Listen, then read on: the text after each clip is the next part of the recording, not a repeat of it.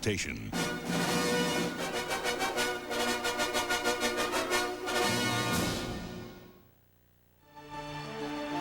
This is absolutely where Brett Favre is at his best. Down by 3. Favre to throw. Brett Favre. Touchdown, Green Bay.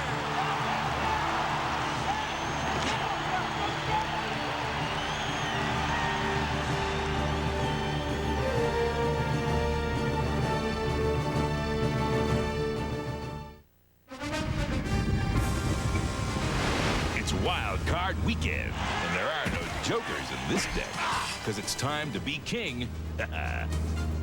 The NFL on Fox. Today, Atlanta brings their aerial game to the piercing chill and ice-glazed turf of Lambeau Stadium. Mr. George has fought off the cobwebs, and he's armed with a grand trio of receivers, Metcalf, Emmanuel, and Mathis. But Mr. Favre stormed the league with the most yards and TDs, and Commander Brooks and the Cheeseheads want to celebrate New Year's early there, while Lambeau's still got the glory, blood, and mud. Buckle up and hold on for an offensive arsenal. Live from Hollywood, it's the one and only Fox NFL Sunday. Wild Card Weekend in the NFL and the end of the calendar year.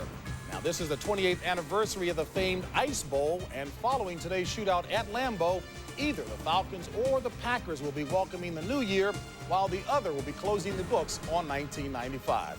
And hello, everyone, and welcome to this Fox NFC Wild Card Playoff Special. I'm James Brown, and before I introduce my partners, Terry, Howie, and Jimmy, we'd like to welcome 3 stations into the Fox fold: WALA in Mobile, Alabama, WVUE in New Orleans, and KHON in Honolulu, and we are pleased to welcome you aboard. Now, let's start off with Terry, fellas. Last week, Terry out on a limb saying that, no question about it, Miami, big-time winner, and Detroit will be big-time winners yesterday. Big guy, don't be doing that to me. I didn't go out on a limb. I quit going out on a limb after the 49ers beat the Cowboys. I quit that stuff. Jimmy's the guy you want to go after. Jimmy said Miami would beat Buffalo. It was Jimmy who made that ridiculous comment, not me. Terry, I got my information from you. I got mine from Howie. Howie told me. Move on. Zarnecki, I guess. Producer said to move on. And Howie is We didn't producing rehearse this. Howie is producing Move this, on. so we'll move on. But it's live. When Big Boy speaks, we move. All right, folks, here's a look at what's happening around the National Football League. Now, the end of the season usually signals the beginning of coaching changes. Saints owner Tom Benson told Jim Mora he will be back next season. Yes. While in New York, Dan Reeves will meet Tuesday with Giants owners Wellington Mara and Bob Tisch. Reeves' assistant coaches believe he will make amends with management. Now, you must wonder about Wayne Fontes' status in Detroit after yesterday's ugly defeat. Going into the game, Fontes was considering sacking most of his defensive coaching staff.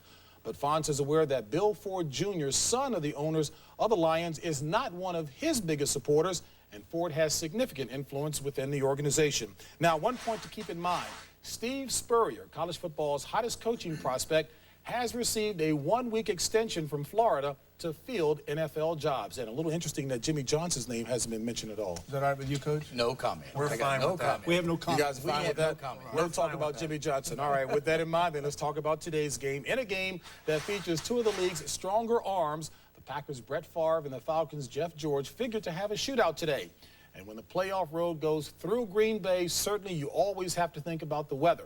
For a look ahead at this game, Pat Summerall is standing by live at Lambeau Field. And good morning, Pat. Good morning, JB. And although you wouldn't call it a heat wave here in Green Bay, it certainly is not bad for this time of year. Temperature is 32 degrees. The wind's out of the northeast, 5-7 miles an hour. The forecast is for snow flurries, a possibility later on today. For a report on the condition of the field, Pam Oliver's down on the sideline. Pam?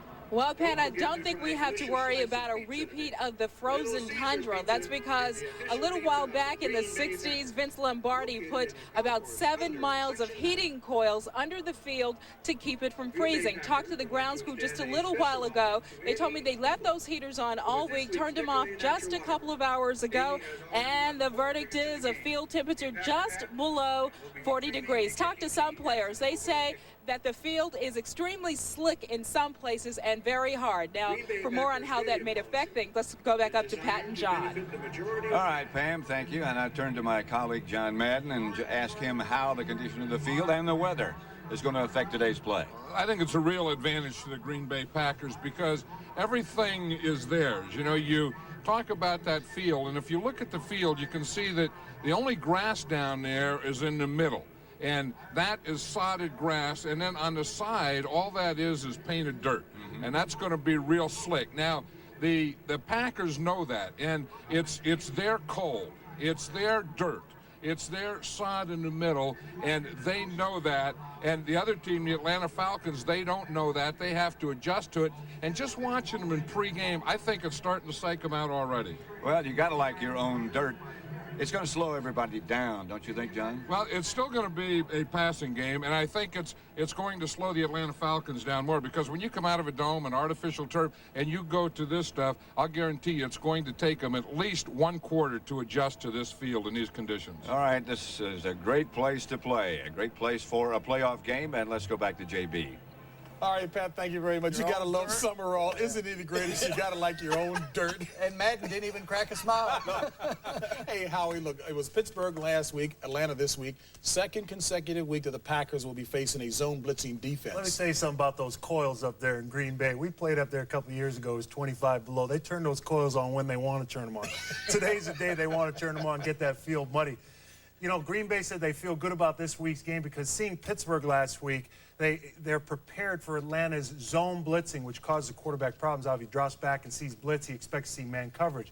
They blitzed 48 out of 65 snaps versus the 49ers. They feel prepared today versus Atlanta. Yeah, and Brett Favre's got to be the guy that reads those zone blitzes.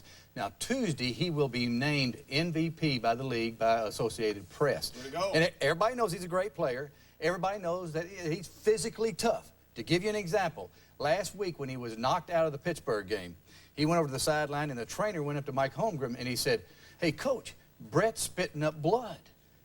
You know what Mike did? He looked at the trainer and he said, "How much?" Yeah, I guess if he spits up a pint, he can't play, but less than a pint, he's still in the game. I'm not the smartest guy in the world. No. Hey, really, I'm not. But I did read somewhere this week where Atlanta has the 29th or the 30th worst pass defense in the NFL. It does not take me long to figure out Green Bay might throw the ball today. That's all I got to say. I got a big rear end. That's all I want to real say. Smart. All right, folks, we've still got a lot more coming your way, believe it or not, on today's program. We'll look at the high-flying Falcons. No doubt about it, their run-and-shoot offense has been firing on all cylinders as of late, putting up some big numbers. I couldn't call it predictable just because when I run out there, I don't know where I'm going half the time. Prices of any national chain stay with Motel 6. By Red Lobster, with a seafood lover in you. By Aflac, insuring over 38 million people worldwide. And by Pepsid AC Acid Controller. You can be heartburn-free with new Pepsid AC. Don Shula and Marv Levy, two of the best, but Levy has owned Shula in head-to-head matchups. Buffalo ran roughshod over Miami yesterday as Derek Holmes and Thurman Thomas helped to set an AFC playoff rushing record of 341 yards. That coming in a 37-22 thrashing of the Dolphins. So the AFC playoff picture looks like this. Buffalo travels to Pittsburgh to face the Steelers next Saturday, and the Indianapolis-San Diego winner will go to Kansas City to face the Chiefs on Sunday. Yesterday, Coach of the Year Ray Rhodes once again had his overachieving Eagles fired up. Rodney Peete looking sharp, 17 of 25, 3 touchdowns. Fred Barnett a frequent target. Eagles 58 points on the Lions. Wayne Fonte's 7-game win streak comes to an ugly halt. And the NFC playoff picture, it'll either be Green Bay or Philadelphia against the 49ers. That on Saturday afternoon. Coverage will begin with the pregame show at 3:30. Then Sunday finds Atlanta or Philadelphia against the Cowboys. Coverage that day begins at noon Eastern with the pregame show. And we'll bring you back here to Hollywood with more. Wild Card Special after this. One of 3 Falcon receivers to top 1,000 yards this season. His 78 receptions included 9 for touchdowns. And we welcome you back inside of Studio 7 here on this Fox NFC Wild Card Playoff Special. Sporting the league's only run-and-shoot offense, the Falcons provided the greatest endorsement for its use. Now, with 4 players topping 1,000 yards each, it gives defenses plenty to think about. Fox's Pam Oliver is in Green Bay covering today's game. And Pam, this Atlanta offense is truly armed and loaded. Oh, they've been awesome here lately, JB, and critics can yap all they want about the run and shoot being some tired, pitiful offense, but the Falcons truly believe that they've got a viable, effective way to move the football and score some points. So the run and shoot may not quite be the machine you would expect, especially when you consider the stats versus the overall record, but this is a system that gives defenses adjustment headaches, I guess you could say. The run and shoot may not win any popularity contest, but the Falcons do not care. They just wanted to win ball games. Anybody see that? They're saving the best for last. Terrence Mathis at the 10. Terrence Mathis sprinting for the corner at the 5. I would have loved to beat Carolina or loved to beat Miami at Miami, but as I look back now at it after it's all over, nothing could have been better for our football team than beating the 49ers and getting in the playoffs. The Falcons are in the postseason for only the 2nd time in 14 years, and they're bringing the much-dissed run-and-shoot with them. While several playoff teams come in with variations of the more fashionable West Coast offense, the little-used run-and-shoot is June Jones's weapon of choice, and he's sticking to it. Are you just blue in the face, just sick of defending this run and shoot? You know, not really. We've been doing it for 25 years almost, having to defend it, and we will until we win the Super Bowl. We'll probably always have detractors. I must admit, I was kind of criticizing it before I ever even got here. I had seen it around, but I never really knew what was going on. Why do you think this offense is so maligned, just the run and shoot period? Because most people, you know, they've tried it and it didn't work. They didn't have the right personnel. They don't have the back like myself that can stay in there for the run, the pass, and the blocking. Jones has spent his 2 years as head coach hand-picking the personnel to execute the 4-receiver, 1-back, little-used tight end base scheme. Got that? The result, 4 guys who gained over 1,000 yards each, an NFL first. Let's not forget the trigger man who amassed more than 4,000 yards passing. Well, I think the main thing for a quarterback, you want to go into a system that is going to focus on you, and there's no doubt that all the attention's on the quarterback in the run and shoot, and I think I fit right in. It's almost like having 5 quarterbacks out there. We have to read the same exact thing Jeff reads, and if we don't, then there is a mistake. Where the Falcons have erred most has been in the dreaded red zone, more like the dead zone when the run and shoot jumped up and shot him in the foot early on. The offense is set up to spread out the defense and to create holes in the defense. And the closer you get to the goal line, the shorter your field is, and the less you can stretch the defense. I think the first half of the season we concentrated on it a little too much and made it a big focal point. And then after a while we just says, well, okay, let's just get it done. In their last 8 games, the Falcons proceeded to score 85% of the time they were inside the 20. Nothing like being on a roll heading into the playoffs, if only getting there by the skin of your teeth. When it's working, when it's clicking, and it's humming, what's that like? It's just like when you say that you're in a zone. You know, it's you hear that so often, but in this offense, if you're in a zone, you're unstoppable. Saving the best for last for me. One bit of information that deserves a mention, and that's the fact that there isn't a single offensive starter left from 2 years ago, yet the run and shoot has remained quite productive and highly ranked. The best new face, though, has to be kicker Morton Anderson, who has had 3 game-winning kicks for Atlanta. And, JB, that's a guy that can bail out anybody's offense. Back to you. He's done that this year. Thanks a lot, Pam, and stay warm. Hey, Jimmy, we heard June Jones say he needs to win a Super Bowl to get the critics off his back. Most of the NFL types I've talked with believe that you can't win Super Bowls with the run and shoot. You believe it? Well, I think they've got the right people as far as running it. They know the run and shoot extremely well, Mouse Davis and also June Jones. But, you know, the edge they have is they're the only team in the league that runs it, and teams were better prepared for the run and shoot a few years ago when 3 or 4 teams ran the run and shoot.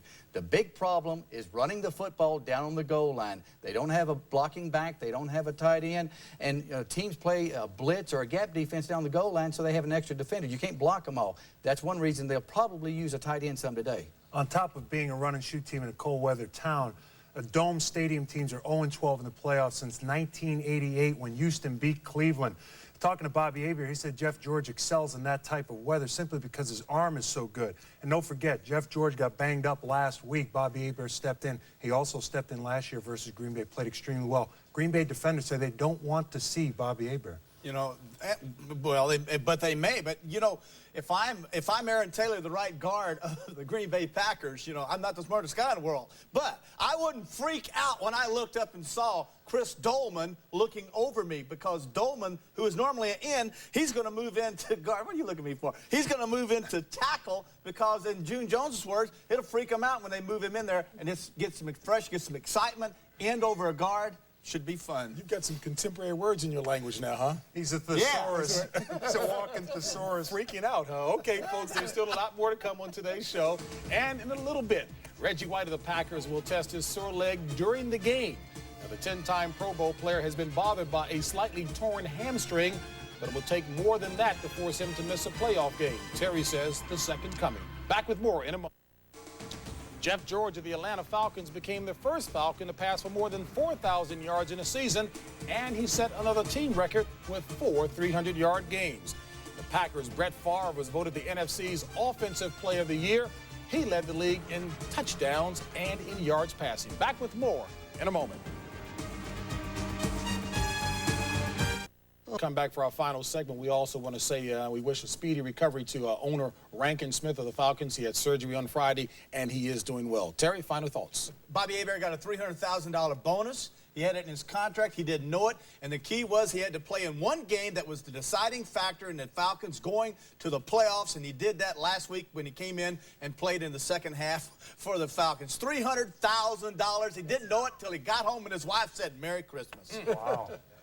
Well, hey, how about this one here? You know about horse racing, don't you, Terry? Well, Pam Oliver said it's going to be a slippery field. Well, if you have a horse that runs really well on slippery turf, you call him a mutter. You put a circle and an X, on the form right next to his name. Well, Green Bay's got a mutter, Edgar Bennett. He could have a really big day today. Sounds like he's been to the track a couple of times. Hey, Brett Favre, great quarterback. They're expecting a lot of blitzes from Atlanta today. Last time a team blitzed them extensively was Chicago, 336 yards, 5 touchdown passes. Should be a big game today offensively. All right, Greg Grauwinkle, one of our cameramen, got married this past week. We want to wish him the best. And folks, coming up at halftime, we'll talk with Rodney Peete about the Eagles' dominating win over the Lions yesterday. And Eric Clemens will have a live report from San Diego as the Chargers and Colts get ready to face each other at Jack Murphy Stadium. Right now, the Falcons are entering Lambeau Field. To introductions, it's the Packers and Falcons from Green Bay. Richard Wilson, at wide receiver from Texas, number 21, Eric Metcalf. Wide receiver from Rice, number 87, Bert Emanuel.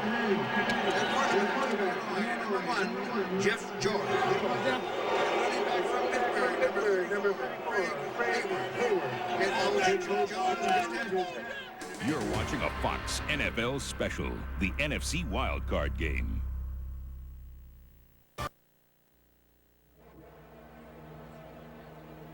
And that's it for the pregame show, and we thank you for joining us. Right now it's time to enjoy the Packers and the Falcons coming your way from Lambeau Field. Pat Summerall and John Madden are set to bring you all the action, and we'll see you at halftime. As the regular season came to a close, a magnificent setting fell upon 2 NFC teams. Young running, wants to throw on the run. It's intercepted at the 30. The crowd is going crazy. Mark it down. The Falcons will go to the playoffs in 19. And anything go over. My goodness, folks, we're going to be here next week. Visions of the glorious past have suddenly returned to Titletown as the Green Bay Packers lay claim to their first divisional championship in 23 years.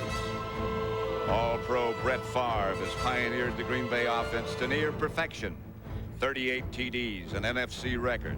As the Packers commence this new season, they aim to emerge as one of the NFL's elite.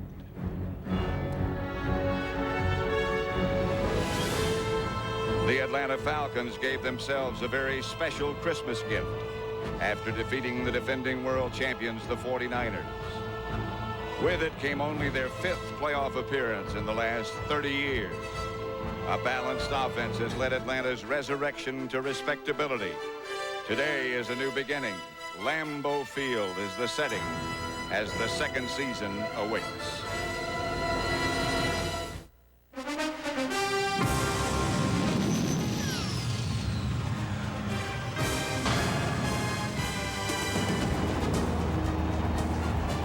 And there is no setting for a playoff game better than Lambeau Field in Green Bay.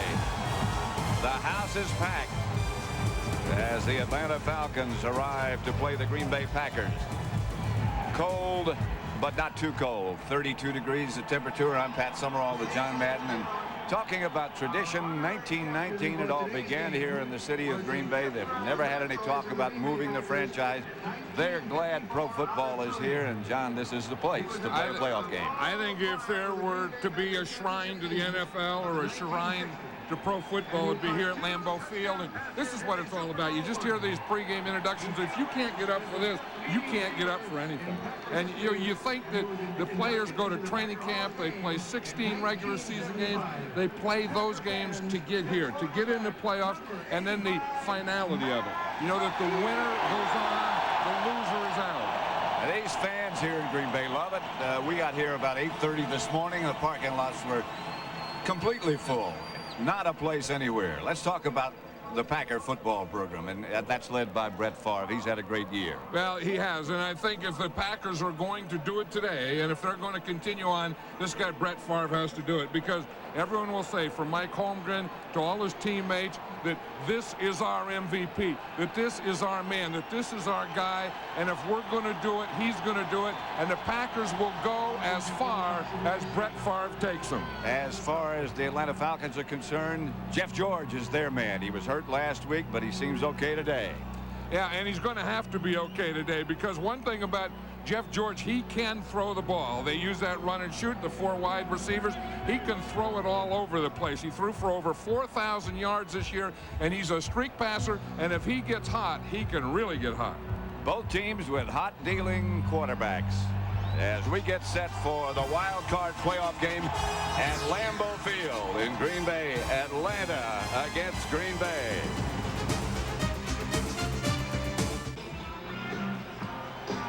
Before the game, the Packers as a team, no coaches, got together. And I'm sure that in that huddle, in the middle of that Packer group, just before they went in, was one fired up Reggie White.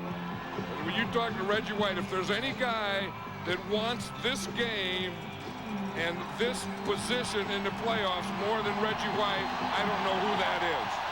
Craig Hendrick will kick off. Back deep for Atlanta, Eric Metcalf and Jamal Anderson. Line drive kick is going to be handled by the dangerous Eric Metcalf. Good return out to about the 34. Travis Jervey made the stop. Let's look at the Atlanta offense led by Jeff George. Over 4,000 yards in front of him. An offensive line that's done a solid job. Whitfield, Tobeck, Fortin, Gene Williams, and Dave Richards. And the explosive receivers, the Ironhead, Craig Hayward behind George, Burton, Mathis, Metcalf, and Emmanuel, the receivers. They spread them out. And the Packers face a challenge in slowing this group down. First down, Atlanta at their own 33. George. Incomplete. Aimed it at Emmanuel. Good coverage. The Green Bay defense. Front 4, Jones, Yurkovich, Gilbert Brown, and Matt LaBounty in place of Reggie White. 2 linebackers, Kuntz and Simmons. 5 defensive backs as they open with the nickel. Evans, Teague, Pryor, Butler, and Newsom. 2nd and 10 from the 33. Atlanta with the ball.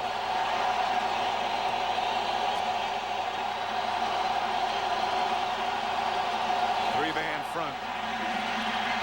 George, deep. Picked off. George Teague, the interception. Teague. Still on his feet, still whirling close to the 21-yard line. Gene Williams finally made the stop. And those turnovers, as you saw yesterday in Detroit against Philadelphia, they will kill you. As you said, Pat, the Packers on first down, they were in a 4-man line. This time they went to a 3-man line. They had 3 linebackers in there, 5 defensive backs. Teague was just sitting back there. They had 2 free safeties. He was the free safety on the right side. He read that all the way, and he just jumped right in front at the end. Timed it perfectly. 1st and 10, Green Bay at the Atlanta 22.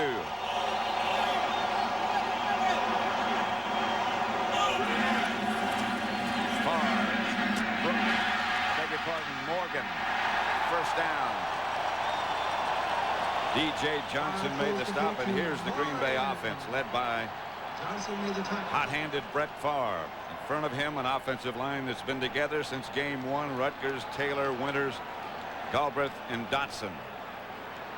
Edgar Bennett, the runner. Dorsey Levens, the blocker. Morgan, Brooks, and Shimura. They go with wide receivers. 4 of them. On 1st down, Favre going to work. Incomplete. His intended receiver slipped down. That was Antonio Freeman. Let's look at that Atlanta defense. 2nd and 10. A few snow flurries begin to fall. Dolman, Gardner, Pierce Holt, and Chuck Smith up front. Darryl Talley, Jesse Tuggle, and Clay Matthews, over 100 years. DJ Johnson, Devin Bush, Kevin Ross, Darnell Walker, the secondary. 2nd and 10. 3 wide receiver this time. Tight end to the right side. Bennett's the deep back. Hold it a second. Dick Hantak is the referee, excuse me. I was just going to say it wasn't too much time because I looked at the clock and there was still time in the clock. False start. Offense number 72 went to a 3-point stance, came back up prior to the snap. Earl Dotson. Still 2nd down. Yeah, what the rule is, when those offensive linemen, when they get down in a stance and they set, they have to stay set. And here's Dotson here, and what they said that he got down. You see in a 3-point stance, then he got up again. See, when he put his hand down, you can't move your hand. He put his hand down, picked it up, and put it down again. If he had just left his hand on his knees, that's okay. Right, he could stay in an up stance, but once he puts a hand down, it has to stay. They need 15, screen pass to Bennett. And the Falcons covered in a hurry. Chris Dolman played it well. Yeah, that was a big penalty on Earl Dotson because that put him back. Instead of having normal yardage, that put him in long yardage. Then they run a screen pass. I don't know where that one came from. And they lose again. Now they have 3rd and real long. 18. And I think now they have their field goal here. So I still think even though it's 3rd and 18, this ball has to be thrown into the end zone. Here's where you take a shot. They go with 3 wide receivers. Favre rushed and down he goes. Flag on the play as well. Chris Dolman was there. And that's going to be in the area of offensive holding. And I'm sure the Falcons will turn it down. Well, it's clipping, but it's the same thing, and I'm sure that the Falcons will decline that. Well, maybe the field goal. If they push him back, they might get him out of field goal range. Number 73. Penalty is declined. It is declined. You're right. Yeah. You were a coach. I would think so because even it's going to be a long field goal. And you're going to see the clip. It's going to be right there. Right. You see when he comes back. He gets beat right there in the line of scrimmage. That was Aaron Taylor. And then when he comes back, he clips him from behind. Just tripped Jumpy Gathers. And Jumpy Gathers is a tough guy to block. You have to get him any way you can, but not clip him. Chris Jackie will try from 46 yards out with Hendrick holding. Enough distance, but not good. He pulled it. And the Falcons escape. It's still 0-0. We're in the first quarter at Lambeau Field. NFC Wildcard Special is brought to you by IBM, solutions for a small planet. By Lexus Luxury Automobiles, the result of a relentless pursuit of perfection. By Sony Maximum Television, hear and see everything you pay for. And by Dockers Flat Front Khakis, proud makers of nice pants. Those geese just made a brief stop on the way south. Well, that was kind of an ugly start for the Packers, huh? They had 2 penalties by their 2 guards, or a guard and a tackle, and then they had a screen pass that they lost 3 yards on. Ugly start for both teams. The Falcons got the kickoff and got the interception. Jeff George changing plays. It's first down. Ironhead Hayward gets a carry. He is stopped by Matt LeBounty. Matt LeBounty is the guy that is playing for Reggie White.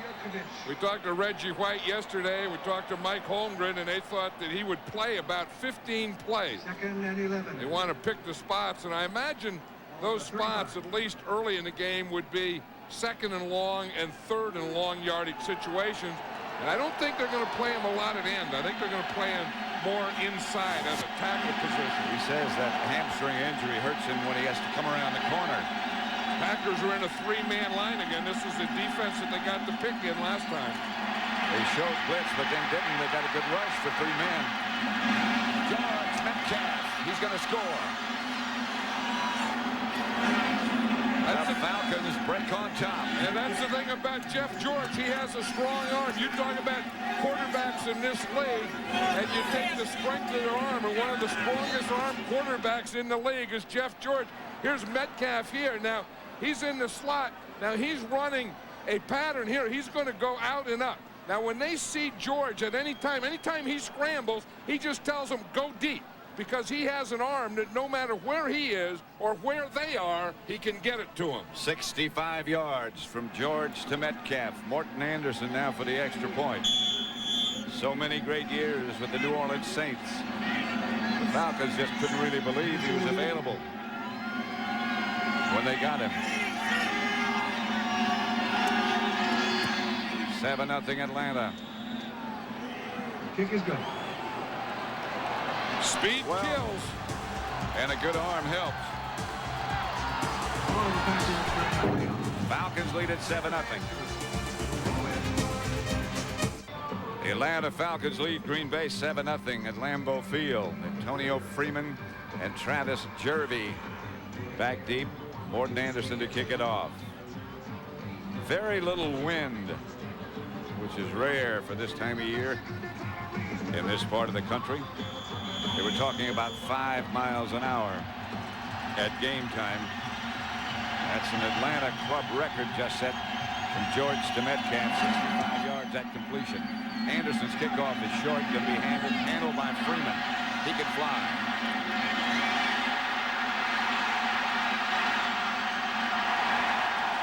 Return by Antonio Freeman. He gets into Falcon territory, 42 yards. He brought it back. Let's watch this touchdown again here, Pat. Well, what happens is Jeff George comes here, then he gets outside the containment here. And then he has a rule that any time that he gets outside the containment, you see here, they got him. Now he comes to the outside, and the rule is when he gets outside the containment, all receivers go deep. So when he comes out and he got out to the right side, all he did was look deep, and the guy that he saw was Eric Metcalf. 2 tight ends for the Packers. Bennett was the back. Kimura makes the reception. Run out of bounds by Kevin Ross. Did you see Eric Metcalf at the end? Do you know how Robert Brooks, when he scores a touchdown here, he jumps into the stands? Yep.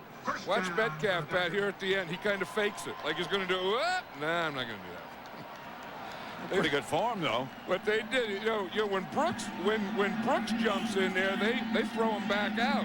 If Eric Metcalf jumped in, they may keep him in there. And activated.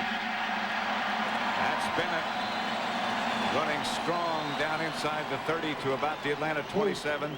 Stopped by ex-49er Pierce Hope. You know, I like what Mike Holmgren said about Edgar Bennett. He says he's a great lousy field player. Yeah. And they don't know why. You know, I mean, here's a guy from Florida State. In fact, he looked like he got injured. He's coming out. On that play, and we talked to him, you know, and he said he doesn't know why he plays well on lousy fields and cold weather, but it's just one of those things that he always does, always has. Had a bad ankle all year long. Dorsey Levens is the lone setback. Outside it goes to Robert Brooks, and Brooks goes out of bounds. A Packer first down at the Atlanta 20. He said, in fact, he said yesterday, Edgar Bennett, he said, I can't wait until the season's over, and I'm sure he didn't mean that he wanted the season to be over to get this ankle taken care of. He said, I'm going to have it scoped. He said, but I can't do it until the season's over. But all year long, he's been playing with that bad ankle. And playing very well. Oh, Heck, yeah. he rushed for over 1,000 yards. It's the first time that's happened to the Packers in a long time. Turdell Middleton, right? Him out of those quotes. Levens, the ball carrier. In the neighborhood of the Atlanta 15, make it the 16. You know, we were talking about earlier that the Packers are going to be as good as Brett Favre is. And, you know, they have a little running game, but they're still not a running team. The Green Bay Packers are a passing team, and if they're going to win, if they're going to move the ball, they're going to do it with a pass. Mo Gardner is down. Jumpy Gathers is already in the game to replace him. They don't lose much when Jumpy comes in, as long as he can last. No, in fact, they gain a heck of a lot. Yeah. Jumpy Gathers is one of the best inside pass rushers in football. And has been for a long time with that forklift.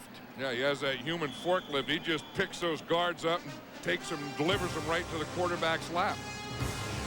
Atlanta leads in this NFC wild card contest 7-0 over Green Bay. There is only one. You know what that is? It's an anemometer. And that's our reading on the anemometer. Took me 2 years to learn how to say it. It's 34 degrees. What are those twos doing there then? I don't know. That's 2. Well, that's the wind. Well, the wind is 2. The wind chill is 34. I don't know. 3 wide receivers. It's cold anyway. I don't care what that thing says. Me either. Edgar Bennett, who came back in the game, gets the carry. Gets down inside the Falcon 15 to about the 14.5. Stopped by Jesse Tuggle. Now there's a guy, Jesse Tuggle, and we met with them last night. He was ready to play last evening. Yeah, and I think Jesse Tuggle's the type of guy who's ready to play all the time. You know, he doesn't have a lot of interceptions. He only has 3 all year, but he said in practice he had 3 this week, and when he gets them in practice, he gets them in a game. And he thinks he's going to get 1 or 2 in this game. Here's Favre. Gets it to Brooks over the middle, and that'll be enough for Green Bay first down. It'll be first and goal at about the 7.5. There's an amazing guy, Robert Brooks. Really? You know, I was watching him practice on Friday. He reminds me a lot of Jerry Rice. He just goes full speed all the time. You see him here. In fact, that's a pattern that Jerry Rice runs, is that crossing pattern where you just come short underneath, find a hole, slow up, continue on. And Mike Holmgren says that too. He says that he has the same work ethic that Jerry Rice has. And when you put yourself or get yourself in that category, you've done pretty well. Here's Favre. Over the head of the intended receiver. And Jesse Tuggle almost got that interception, Pat, that he was talking about. He says he doesn't give in position for a lot of them, but he said he just feels good about this week. And you see him, the ball was tipped there, and it was tipped right in the area where Jesse Tuggle was, right there. In fact, he could have gotten that on a bounce. Chuck Smith deflected. It was intended for Levens. Second and goal at the 8.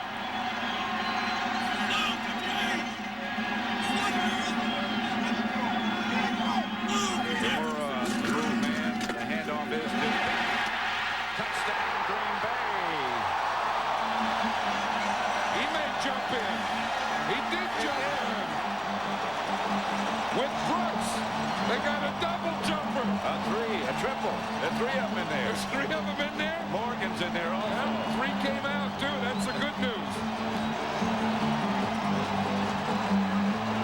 You know what Edgar Bennett did on that one, though? He took the ball with him.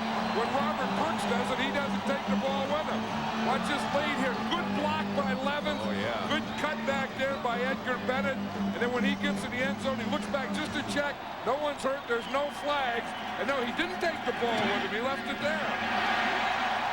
The extra point is good, and it's all tied up at 7. 8:17 left to play in the first quarter at Lambeau Field in Green Bay. It's the Packers 7, Atlanta 7. Back at Lambeau Field, 7-7 tie. We're in the first quarter with 8:17 left. Jamal Anderson and Eric Metcalf, who scored the Atlanta touchdown, back deep for the kickoff from Craig Hendrick.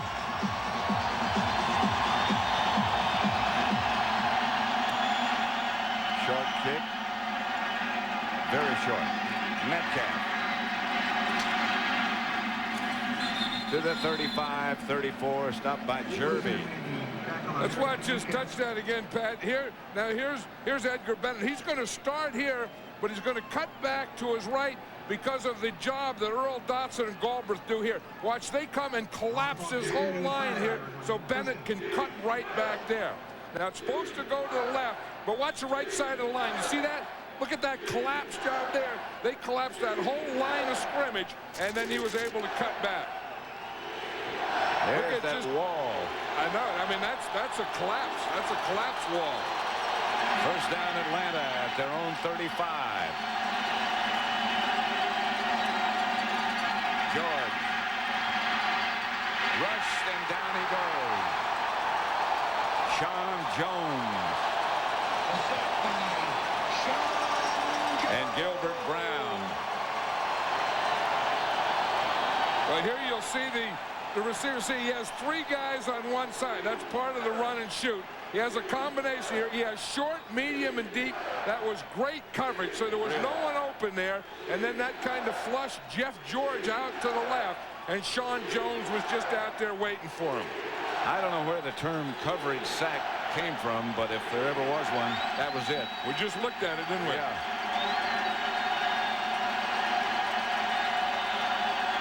George gets to Hayward. And the iron head. Right now for McDonald's game break, let's send you back to Hollywood Studios and James Brown. And great moments in Lambeau Field history, Pat, as Bart Starr and Vince Lombardi discuss strategy aiming for their 3rd straight NFL championship. 3rd and goal at the 1 with no timeouts remaining, and Bart Starr takes it across himself to complete the come-from-behind victory over the Dallas Cowboys, 21-17. Let's take it back to Pat and John. I'll never forget that day. I don't think anyone that's ever watched football or knows football history will ever forget that day. I was standing right down there. 3rd down. George bobbles the snap from center, gives it to Ironhead, and he loses a couple. Now he comes out of the pack, but it's over. Now they tried to surprise him and sneak a trap in there, but they can't do it. You don't want to get Ironhead mad. I think that's why George Teague is up there patting him on the shoulder and the head. Gilbert Brown gets a little penetration here. You see the exchange, and Jeff George never got the ball. That ball came up and went right up through his hands. Then you're going to see big number 93 in there. See Gilbert Brown?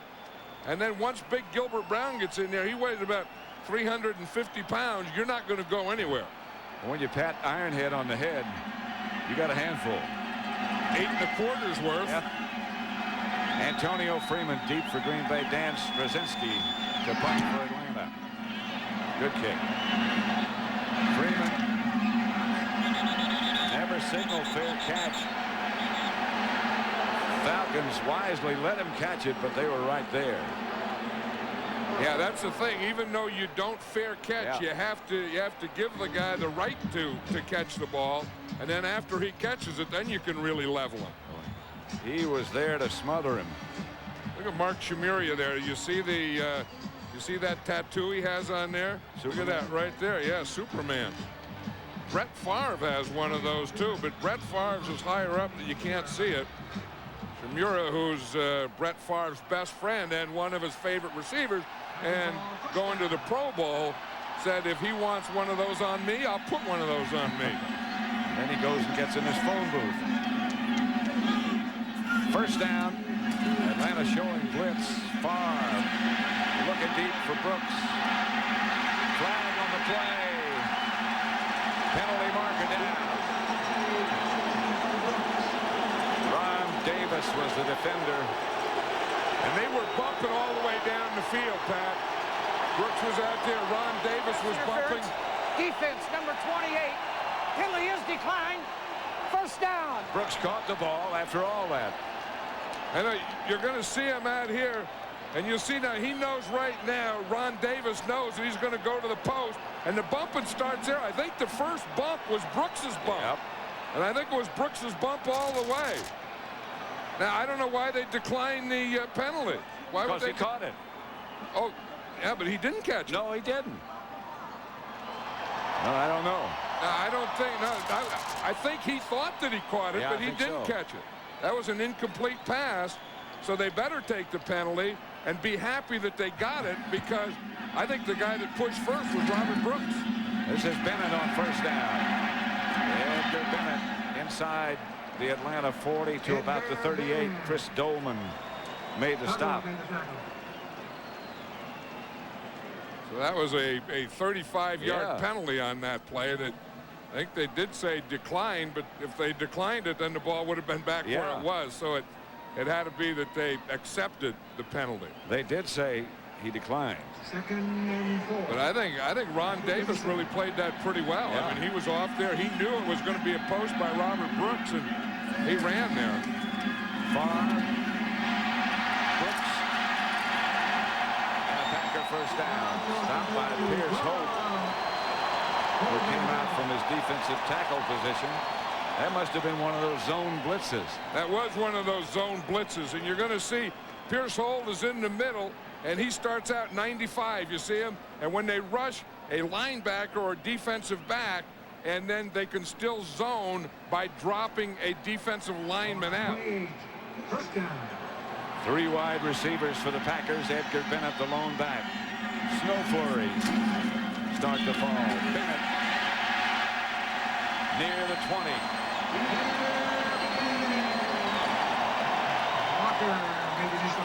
Yeah, we hear the word zone blitz all the time, and we talk about it, and to show exactly what it is you're going to have a blitz, and usually when you blitz, if you bring 5 guys, then you have to man.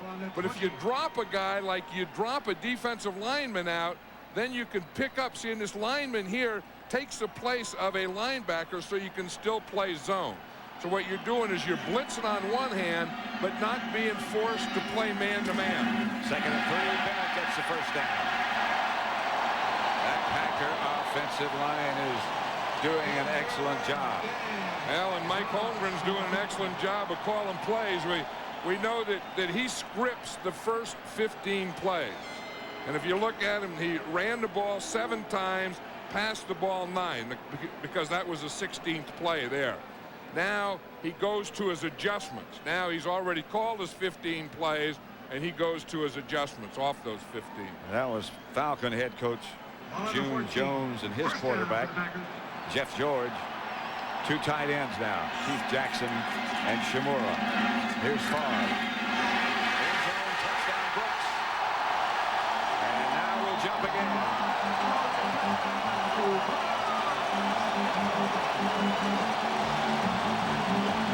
14 yards from Favre to Robert Brooks.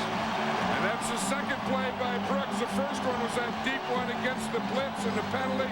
Here you're going to see him right up here. You just see he's going to come like he's going to the post. Then he's going back to the corner.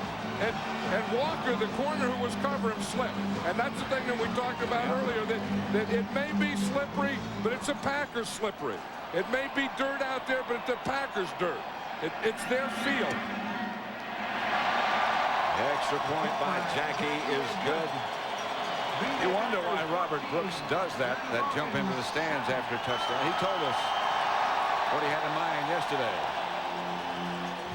It came about from Leroy Butler in '93. Caught a pitch from Reggie White and just continued on through the end zone and jumped in the stands, and I thought it was great. So actually or if I could borrow it, because I thought I was going to be in the end zone a lot more than he was. And I mean, it's something that I think the fans love and we love, so it makes us want to score a touchdown. And indeed, they do love it, because he does it after a Packer touchdown. And it just kind of goes with Robert Brooks and the Green Bay Packers and Lambeau Field and this whole setting. But he really made a move on Darnell Walker, because Walker started to go in. He went in like he was going to the post. We call that a post corner, where you sell post, then go back to the corner. And this crowd loving it. The Packers lead by a touchdown now. Just watch the move again. You see how he got that move? And Walker, when he started to go into that post, he slipped. That's why it may be dirt, but when it's your dirt, you understand it, and the other guy has to adjust to it. Eric Metcalf and Jamal Anderson deep for another short kickoff. This is Metcalf. Coverage is good. He gets out to about the 26. Jeff Thomason made the stop. Made the tackle on Metcalf. You know, the other thing, when you get into playoffs, we always talk about this, but you can see it. You can see it in the pictures. You can feel it in the air. You can feel it in the stand, that the intensity rises a level. And I think you have a preseason level of intensity, a regular season, an end of the season level, and then another jump up when you get in the postseason play. No question about it. You've been through it as a coach. I've been through it as a player. And it's another level. I loved it. It was the best time of the year. But if you weren't here, then you didn't have a successful year. George gives to Hayward. Couple. George, Teague, and Leroy Butler make the stop. One thing they know about Ironhead is you have to get him. You have to get him in the backfield. You have to get penetration. You can't let him square up, because if he squares up and he gets started and he gets a run at you, he is tough to bring down. He doesn't look as big as he is. He goes about 255, 256. He doesn't look that big. Yeah, but he used to go 290, remember? Yeah. He said then he was really top heavy. He said you take his head and his stomach. He said that's a lot to carry over your feet. George back to throw. Quick screen to Hayward. They play it well. Fred Strickland. As soon as Ironhead made the reception, Strickland was right there. We talked to the Packers yesterday. They said the two things that they have to stop are the screen and the draw. And they worried about that. There's Ironhead here. He's coming out on a little screen, and Fred Strickland is right there. They were worried about this play. Because Fred Shermer says, if you take away the screens and the draws, then you can handle the other stuff. Reggie White moves to the outside on the end of the Packer defensive line. This is where we didn't think, and he didn't think he'd be. They run a stunt. And George has to come out of there deep. Again to Metcalf, and Metcalf down the sideline to the 20.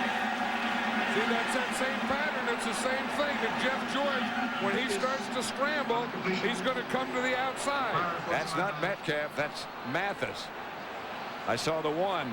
Yeah, it's Terrence Mathis, and you're going to see he's in the slot here. He's coming right across on the bottom of the screen. Now you see him turn up right there. He saw Jeff George. At the moment that he saw him scramble or get outside to his right, Terrence Mathis just turns up the field.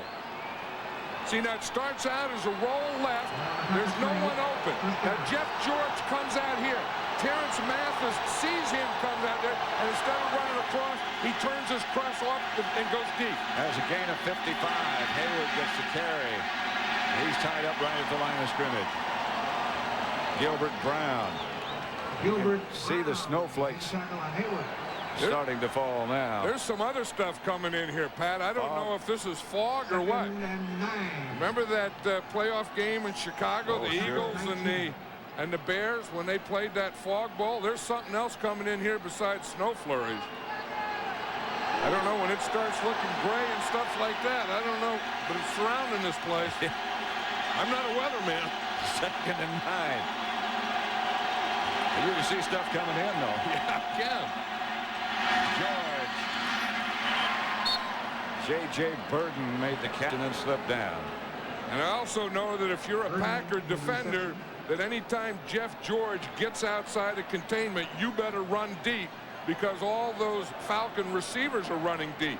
And I'll tell you, they got that play down well. That's been their best play in this first quarter. And just about the only successful play. As George heads for the sideline, he's going to let the first quarter just expire. Mathis, who made the long reception, and Metcalf, who scored the touchdown. It's 14-7. Green Bay leads Atlanta after one. Completions, Pap. 65 yards, 55 yards. Those were the two scrambles. 6 yards and -4 yards. 3rd and 3 at the Green Bay 13-yard line. This is where I think the run and shoot has problems. Not inside the 20, but in this short yardage type thing. Well, they squeeze the field down so you can shoot, but you can't run as far. George. Incomplete. J.J. Burden had it, and then when he fell, he lost it. He was working on Lenny McGill. And this is that one that stop fade where he's going to throw it to his back shoulder and he doesn't look, and Burden doesn't look, and they throw it to his back shoulder.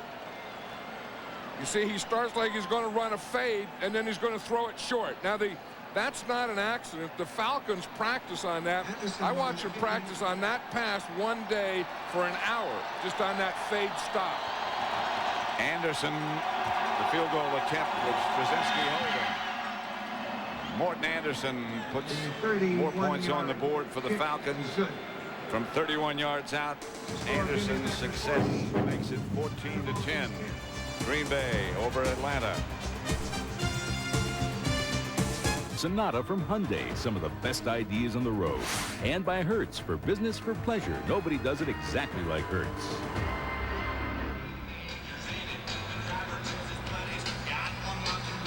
There was a little snow overnight here in Green Bay. Look at that fog coming in. That's outside there. If that gets in here, you wonder what's going to happen here because it looks like it's coming in right now. Anderson's kickoff sails to Antonio Freeman. Short kick. Freeman is hit hard at about the 33. Yeah, this is good hitting weather down there, but I think it's bad kicking weather. It looks like it. You know, anytime they say, well, it's not that cold, it's not, you know, baloney. Cold is cold, and cold affects the game. It affects the ball. Well, yeah, and the balls get hard, and the balls get slick, and they're tough to handle. And then the footing gets hard, and the footing gets slick, and that stuff. So, you know, you got the Falcons playing the Packers, but you also have both teams playing the elements. Brett Favre on 1st and 10 has 3 wide receivers. Edgar Bennett deep. Favre back to throw it. Pass complete to Shimura. They have to work those cleats all the time because, you know, that mud. And again, the only grass on this field is really in the middle of the field. And then the sides are just all dirt. You see, with the wind chill, it's 28 degrees. And getting colder. But here's a field here that all this stuff here is just dirt. So then when that gets wet, then that turns into mud. Then that gets in your cleats. Then you have to have a guy like chip it out of there so you can get your footing. Big old guys need their foot. 2nd and 10. That pass is incomplete. Favre to Brooks. That one's complete. He doesn't get out of bounds, so the clock continues to run. That forecast you saw a minute ago was for flurries and fog. That's not a forecast. It's here. It's here. On the Packers 39.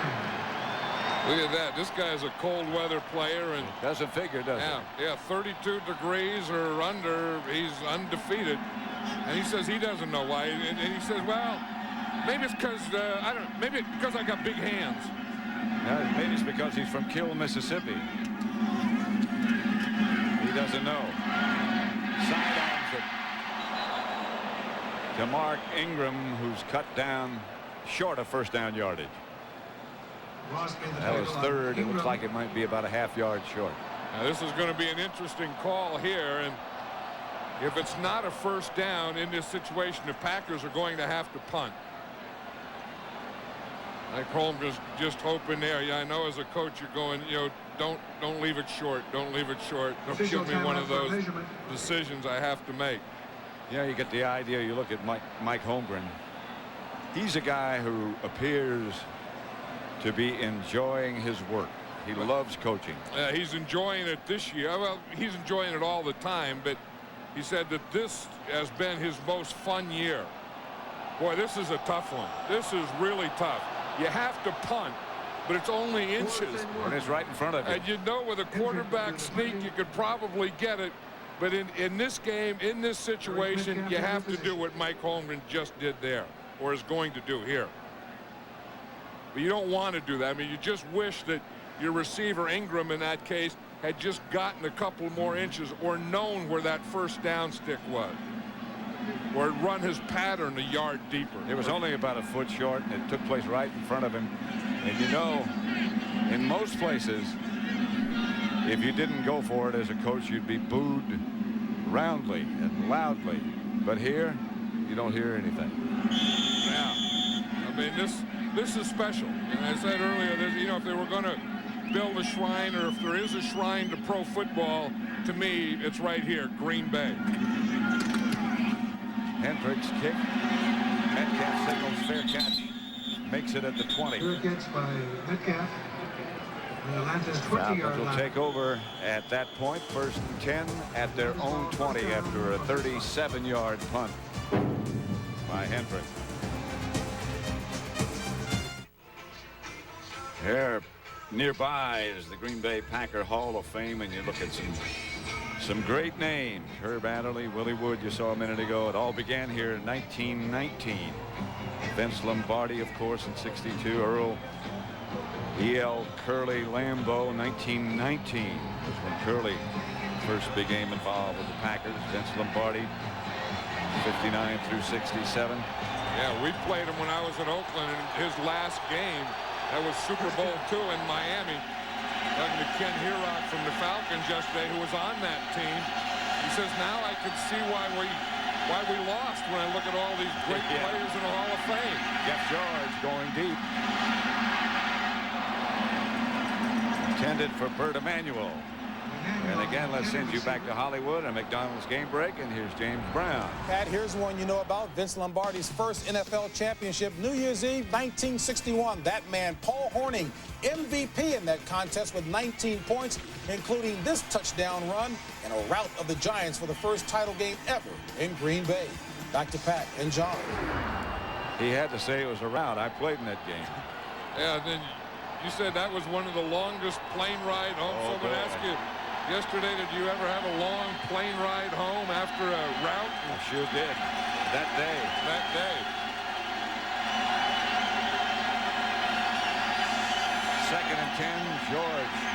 Chase gets rid of it. To Mitch Lyons. Rarely does a tight end catch a pass in this Atlanta offense. And Lyons got nothing out of that reception. George Teague read that all the way. The one thing that they're going to do is they're going to get on him, and if they're going to throw that short thing and that dump thing, they're going to make him pay for it. They want to put the quarterback on his back, then they're going to have someone on all those short receivers. The Green Bay defense has really played well today. The only problem they've had is when they've lost containment, let Jeff George get to the outside and let the receivers get deep. Reggie White in the Packer defense now, the second man in from the top of that defensive line. Right there. George has time. Whips it to Burden, and Burden appears to have a first down. Leroy Butler. Yeah, you just watch Reggie, and he has that torn hamstring. You watch him right here, and he just can't push off of it.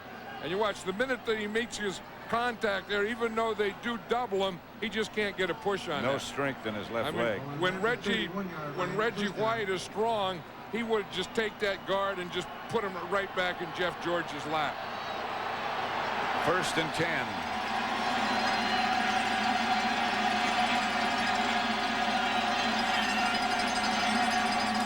George to throw it. Looks left, throws right. Manuel broke it up. Good defensive play by Newsom.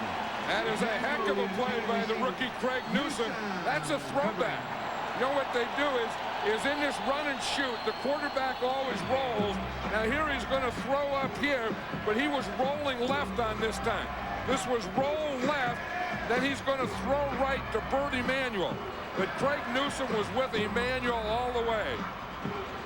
Excellent play by the rookie.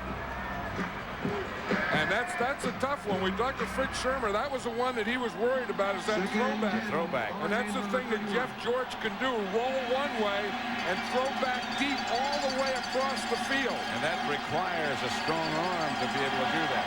George has it. Packer blitz. George gets rid of it to Metcalf. They have a screen call. Good call. Metcalf gets about 7.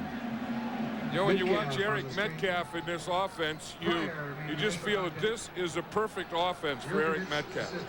He was a guy who was a running back, but as a running back was a great receiver. And this is kind of what a slot is in the run and shoot.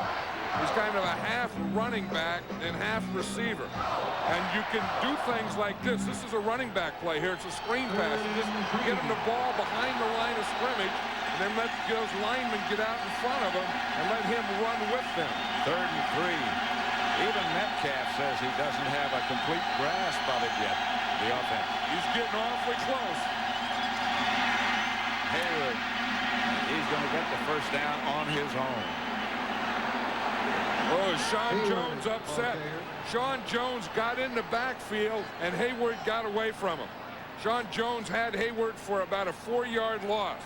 But Ironhead is so strong. Watch Sean Jones. He's going to get right back here, and Hayward does something to him to get by him. But watch him. He's free. They don't even block him. Well, Hayward's just too strong for him. You're not going to tackle Ironhead Hayward with one arm. But they didn't even block Sean Jones, and he still couldn't tackle Ironhead. Ironhead hasn't just lost weight. He's gotten control of his whole life. Everything is much better. George intended for Metcalf, bounced off of him. The Packers almost intercepted it. Butler. Second and 10. That's the thing is you see there, he just threw that ball behind Metcalf, and then it bounced off Metcalf's hand. Butler makes that dive. That's about as close to a tipped interception as you can get. You know, John, Jeff George hasn't been able to wear a helmet all week long in practice because of the injury last week. He can hardly hear out of his left ear. And he sprained his neck and his jaw. Hayward shakes away from one, shakes away from a couple, and gets a couple. Leroy Butler. The other thing about Ironhead Hayward, too, is he loves to play. Tough guy. Yeah, he's a tough guy who has fun, and he'll hit you, or you'll hit him, and he'll get up and smile. Yeah, and if there's anything that really frustrates you, see that smile right here he has? Anything that really frustrates you is when you give a guy your best shot and he laughs at you. And Ironhead will do that to you. He's just a joy to be around. Here's Jeff George firing down the middle, a flag on the play. The pass was complete to Metcalf, but there's a penalty marker down. It's going to be against Atlanta. Yep, and Sean Jones is putting his hands up, saying, come on, bring him back. It's against the Falcons. Holding, and it was. That was another throwback, though. That was that, the run and shoot, every play is a roll. That time, Jeff George rolled left again and threw back. Offense, number 70, 10-yard penalty. Repeat the down, 3rd down. Bob Whitfield is number 70. And watch Jeff George here. This is a little roll here. Now, if he throws to this side, he's throwing to the side of the roll. If he stops and throws back here, he's throwing back away from the roll. See him roll to the left here, and pivot, and turn, and throw back. So that's roll left, throw right, and that is the toughest one to defend. It's not really a rollout. He's sort of steps in that direction, but they call it a rollout. Yeah, and he just gets behind the guard. They really want him out there in that inside of the tackle. Here's George with time this time. Firing deep. Incomplete. Good coverage. It was intended for Bert Emanuel. Newsome. You know, the thing that you always do is you say, let's work on the rookie deep. You know, that's an old NFL rule forever. But by the time a guy has played preseason, 16 regular season games, Craig Newsome, who was a #1 draft choice, isn't a rookie anymore. Newsome and Teague both back there at good coverage. Yeah, Teague was closer to Emanuel, but Newsome was closer to the ball. Brzezinski back to punt. Packers trying to set up a return. This one gets lost in the fog almost. Antonio Freeman makes the catch, and he's got some room. Freeman is gone. He can make some things happen.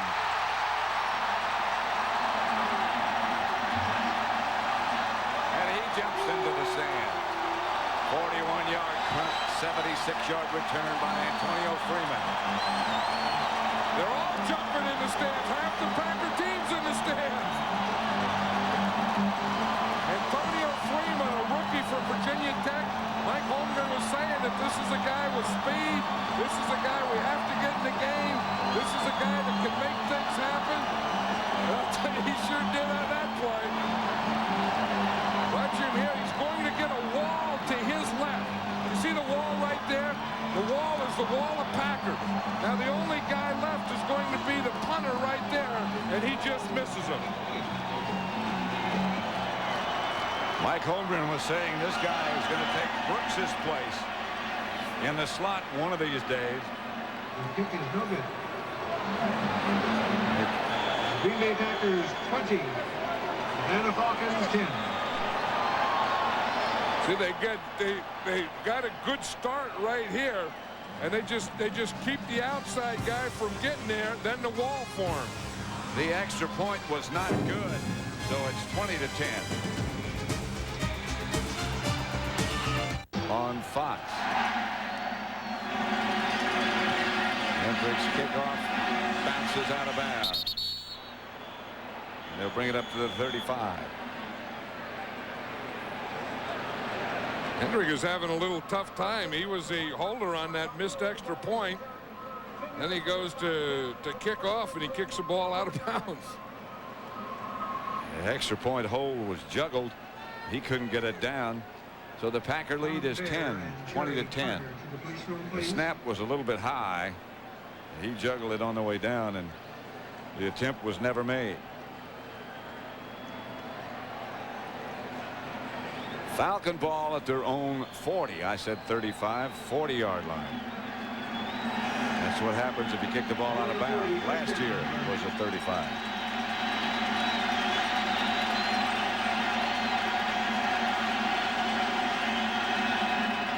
Metcalf was the move man, 1st and 10. George. Burton.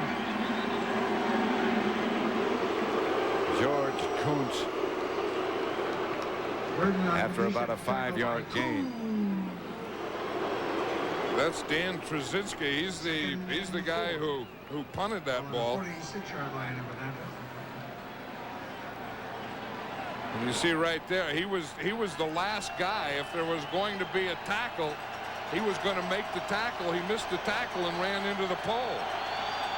2nd and 4. Should have been a nose tackle anyway. Trzynski at nose tackle. George, pass complete to Metcalf. That'll be enough for a Falcon 1st down. This is what you love. When you can watch football and you can see them breathe. You know, you got good football weather, and when they get up and they have to pull the mud and stuff out of their helmet before the next play, and they got mud on their jersey, now you're talking football, and you got snow coming down. That's like turning one of those glass things upside down around Christmas time. Seeing that snow come, this is a look that you have in this game. 1st and 10 Atlanta at the Green Bay 48. George pump. Gets away from one man. Lost the ball. And the Packers had a shot at it. The scramble. Robbie Tobeck of the Falcons came up with it. Sacked by Jones. Tobeck recovered the fumble. There's a flag on the play back at the line of scrimmage. George was under pressure. It's going to be against the Packers. Yep. And one thing about Jeff George, he's a strong guy because they bounce off him and he can stay alive. Defense number 93, 5-yard penalty. Gilbert Brown is 93. Repeat the down, second down, first down. You're going to see Gilbert Brown is number 93 right in the middle here. And he's going to grab a face mask as that arm comes down. Jeff George, he got by the face mask. He just got him right in the helmet and the face mask. And then Jeff George came out of that. Then got away from a few other things. And then in getting away from those few other things, he fumbled. And Robbie Tobeck jumped on it because of that face mask penalty. They get the whole play again. See, here he is right there. There's Gilbert Brown. Watch 93. You see, he grabbed the face mask right there. Jeff George came out of that and ran right into Sean Jones. It's a first down, Atlanta back at the original line of scrimmage, the 48-yard line of the Packers. George back to throw it. Fires outside. Pass was dropped. Manuel had it, dropped it on the ground, and scooped it up quickly. But it's incomplete. Second and 10, ball remains on the 48. The thing about Jeff George, he does move the ball around too in this offense. I mean, it's Emmanuel, and it'll go to, Bird, and then it'll go to Metcalf, go to Mathis. You see, I mean, he just doesn't throw it to one guy. That time the Packers slipped, and he did throw that ball low. That had I think the thing that upset Emmanuel is the defender on his side fell down, and if Jeff George gave him any kind of pass in that situation, that could have been a big play for Atlanta. Second and 10, three-man front for Green Bay. Now they blitz outside people. Almost picked off by Leroy Butler. Well, Leroy Butler's really going to be upset. That's the second one today. Remember the early one he had, it was a tip. Here you see trips here. You have 1, 2, 3 wide receivers, and he is going to throw to this side. Butler is number 36. He's just playing a zone. He's playing right out here. He's playing the outside guy. Then he reads a guy coming in behind him, reads a quarterback throw, got a good move on it, and just dropped the ball. Third and 10. Packers again show 3 men down, but watch those 2 on the outside. George out of the pocket, chased, throws it away.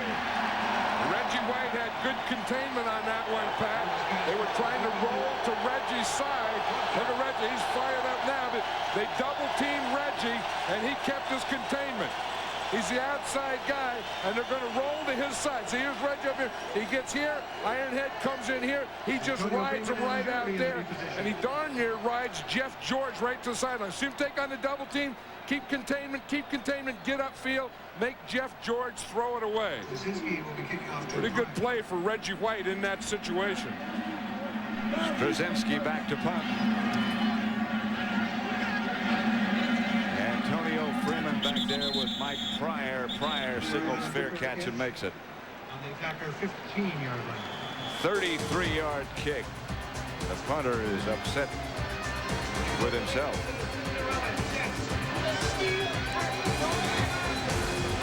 Our Aflac trivia game is our question. Who won the first ever NFC wild card game? That's the question. Who won the first wild card game?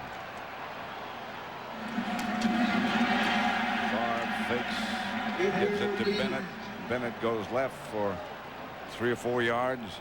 You know what's interesting, Pat, is that the Packer defense is using nickel 5 defensive backs and 6 defensive backs, but Atlanta is doing the same thing against the Packers.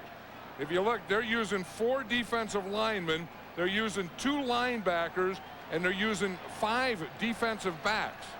So what they're doing is they're playing this Packer offense as a passing offense, no matter what the formation. Favre gets it outside to Henderson. About a yard shy of the first down stop by Kevin Ross. That's the second big hit by Kevin Ross. Remember that time earlier that the Packers had to go for, they had to punt on 4th down when they were a couple inches short. That was Kevin Ross that made that tackle to set up that situation. And this time he made the tackle to stop Henderson about a yard shy of the first down. He's a tough guy. He's always been a tough guy. Remember, he played at Kansas City. He was a corner. Here at Atlanta, he's a strong safety, but he was always a good tackler. 2 tight ends. Favre drops it out to Keith Jackson, and Jackson will get a Packer first down at about the 33-yard line. Darryl Talley. How in the heck did he get that ball over Chris Dolman? Because he was going to the same side as Chris Dolman, and he was going to throw to Keith Jackson, and Dolman was right in him. He had to get that ball over him or through him somehow. Just watch the ball here. Now watch Keith Dolman right there jump up, and how that ball got through or beyond Keith. Dolman, I have no idea. It's like it went right between his fingers. Yeah, well, he saw that he had Keith Jackson out there, but Dolman was between he and Jackson. 1st and 10, Atlanta blitz picked up pretty well. Favre hits Brooks. That could be another first down. Should be. That was one of those zone blitzes there where Chris Dolman backed out. Again, the Aflac trivia question: who won the first ever NFC wild card game? The Atlanta Falcons, December 24th. They beat Philadelphia by a point. And did those Eagles ever look good yesterday? Well, when you could say that a lot of people thought Detroit was going to beat them, but who would have thought by that score? 31 points in the second quarter, 7 turnovers committed by Detroit. Pass is deflected. Favre looking in the middle to Bennett. Deflected the pass. That's a big obstacle to throw over. Well, because he just collapses the pocket. I mean, he just brings everything back at you, and you see that's Jumpy Gathers there. He was double teamed, but he just takes the center and the guard that are blocking him, and he'll just put them. And watch Jumpy Gathers right here. He's double teamed, but he is so strong and he has so much leverage that he just pushes the 2 of them. And as he pushes them, he's 6'7". He gets that right hand up. 4 wide receivers for the Packers. Ball is given to Edgar Bennett. And Bennett gets a Packer first down in Atlanta territory at their 45. Devin Bush made the stop on Edgar Bennett. In today's football, this West Coast offense, this Mike Holmgren football, you don't have to be a big running team, but you have to run just enough to keep them off balance. And here what he does is he gives them that look. He gives them the 4 wide receivers, so that spreads everyone out, and then they take all the defense out, so you only have 5 guys in that box. So if you can get a helmet on those 5 guys, there will always be a running area. Favre down the middle. Pass hit the receiver right in the chest. It was Dorsey Levens. He couldn't hang on. That was one of those deals where some coach is going to say, hey, catch the ball before you start to run. Favre throws the ball as hard as anybody in the league. Like Robert Brooks says yesterday, especially if he comes late. If you're the first receiver, it's not. But he said if you're late and he's going to come out, you see how he looked to the left. Now he's coming late to Levens, and that ball is zipped in there. But Levens started to turn his head to the left. You see, he started to turn his head to make that move to start running. 2nd and 10. Again, the Falcons blitz. The Packers read it, and Edgar Bennett gets the Green Bay first down before he is stopped by Ron Davis. You were talking about Metcalf being the perfect back for the Atlanta offense. Bennett is the perfect back for this offense. I know, because he's a pretty good blocker. He's a real good receiver, and he's a good runner. He lost a little weight, and he's quicker now. I was watching him in practice the other day, and he was running like this in practice, and I said to myself, I've never seen Edgar Bennett this quick. 9 carries, 68 yards, 1 of the Packer touchdowns. His backfield coach is Harry Sidney. Remember the old 49er special teams guy? Favre wheels it outside, complete.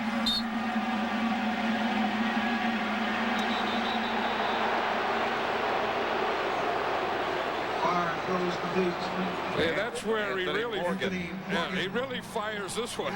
Watch it. I think this one comes out sidearm, like the old sidearm. That one under the arms of the defenders. Time to expect more from a car.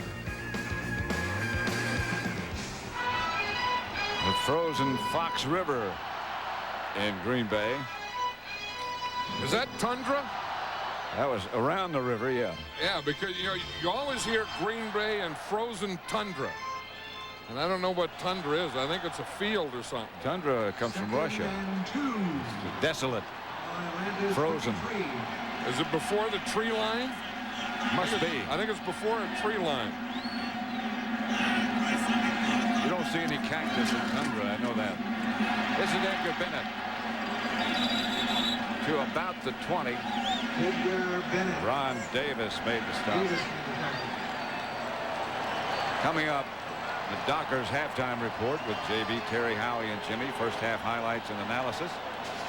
The Colts and the Chargers play later today. A preview of that game and an interview with Rodney Peete, who had such a hot day yesterday as the Eagles advance in the playoffs. That victory over the Lions.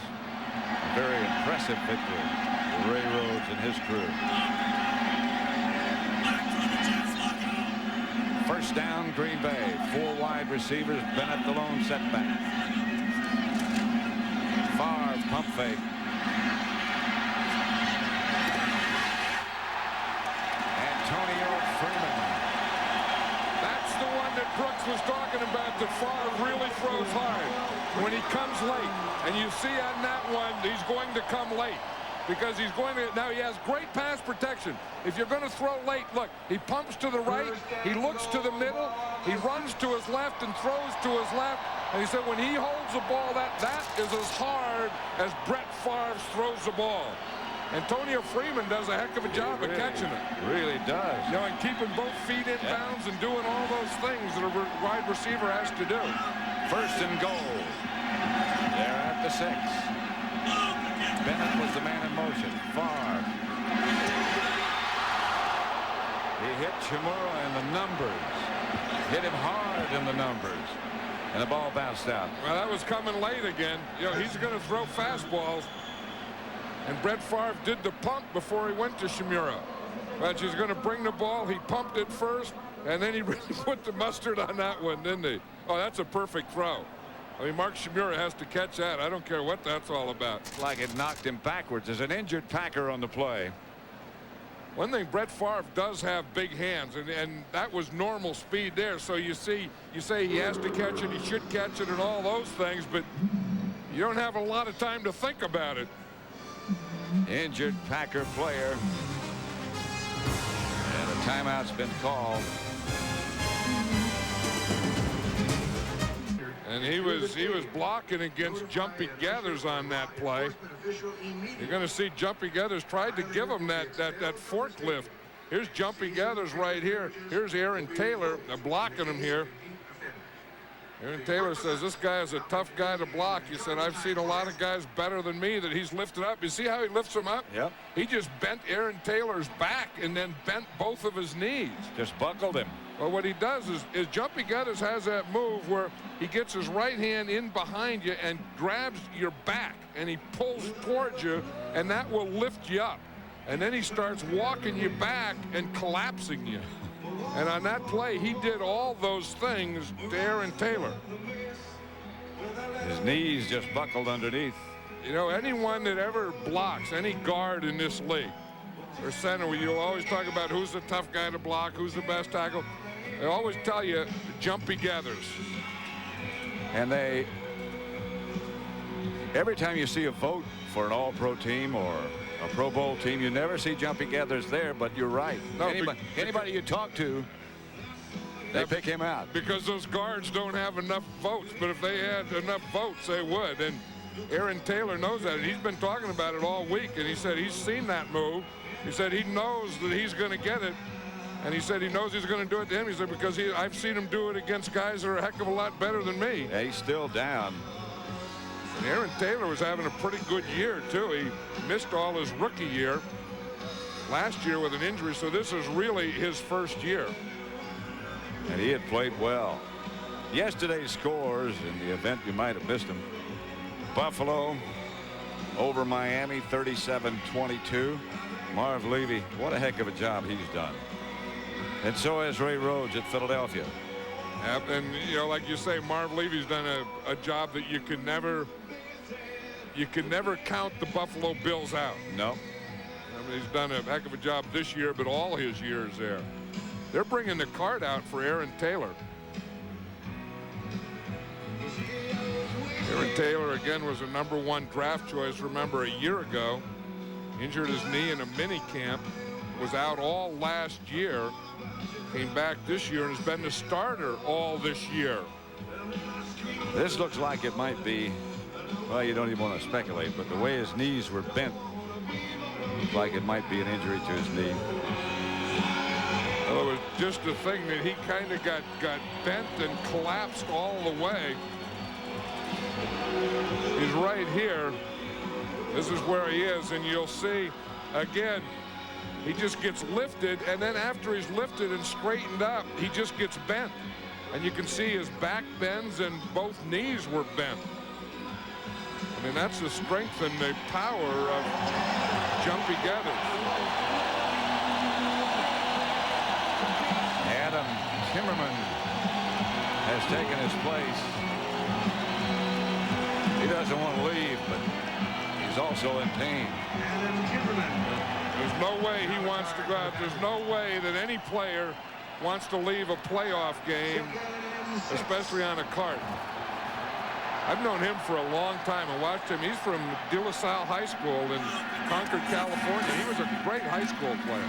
Favre. The Dorsey Levens, and Levens is out of bounds. Darnell Walker Dorsey Levens herded him out of bounds, no gain. Walker, the defensive player. Yeah, we saw that shot of Brett Favre over in the sideline, and after Mark Shimura dropped that pass on him in the end zone, all Brett Favre did was laugh. So the only thing I can think of that Brett Favre knows that there's a lot more where that one came from. 3rd and 5. 3rd and goal at the 5. 4 wide receivers just outside the 5 they are. Favre to throw it. Pump fake into the corner. Flag on the play. Antonio Freeman, the intended receiver. DJ Johnson was the defender. And I think they're going to call pass interference on DJ Johnson, because he did get his hands on him. You see, I can see from here he got his hands around his middle before the ball was thrown.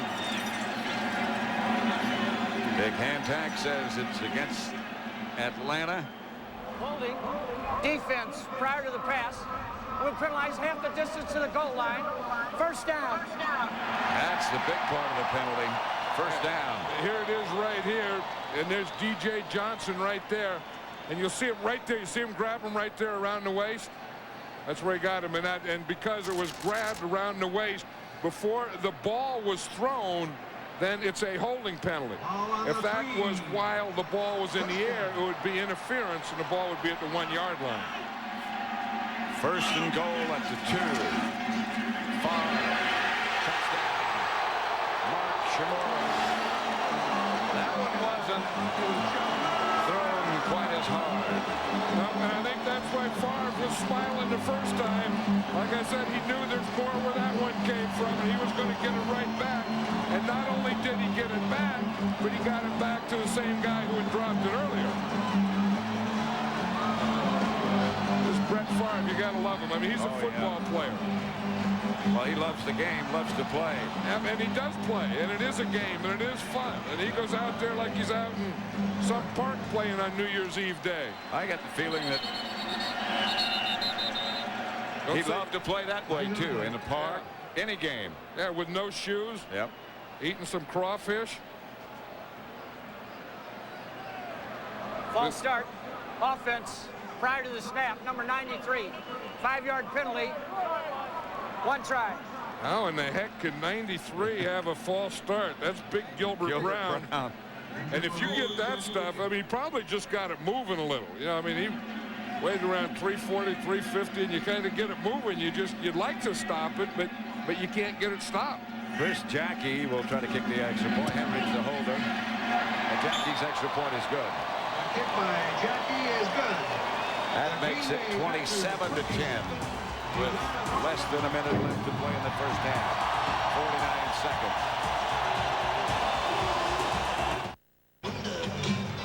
Pat Summerall, John Madden back at Lambeau Field. The Packers leading Atlanta by 17. There's Mark Shimura, Pat, on that touchdown. You see, he doesn't fake or anything.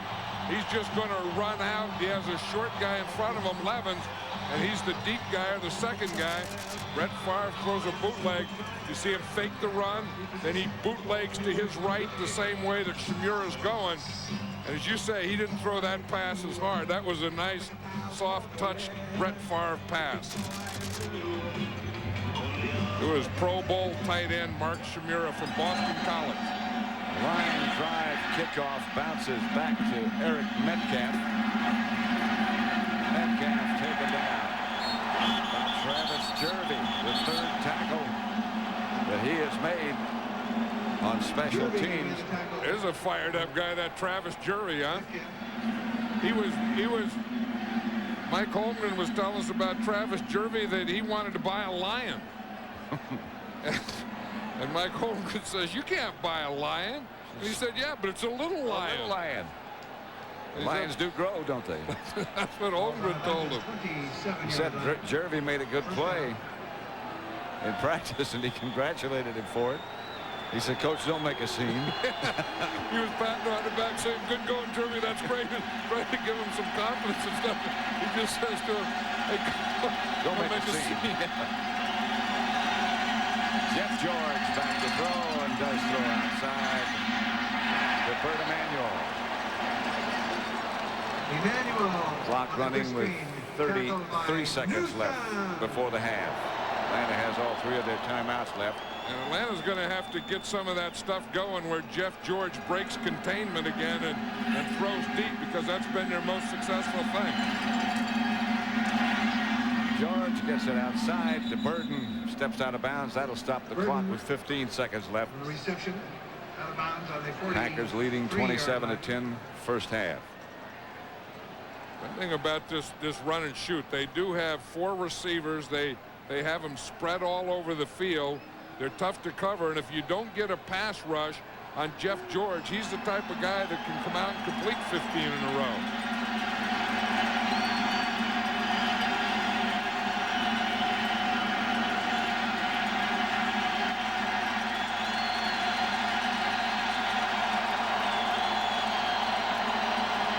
George to Hayward.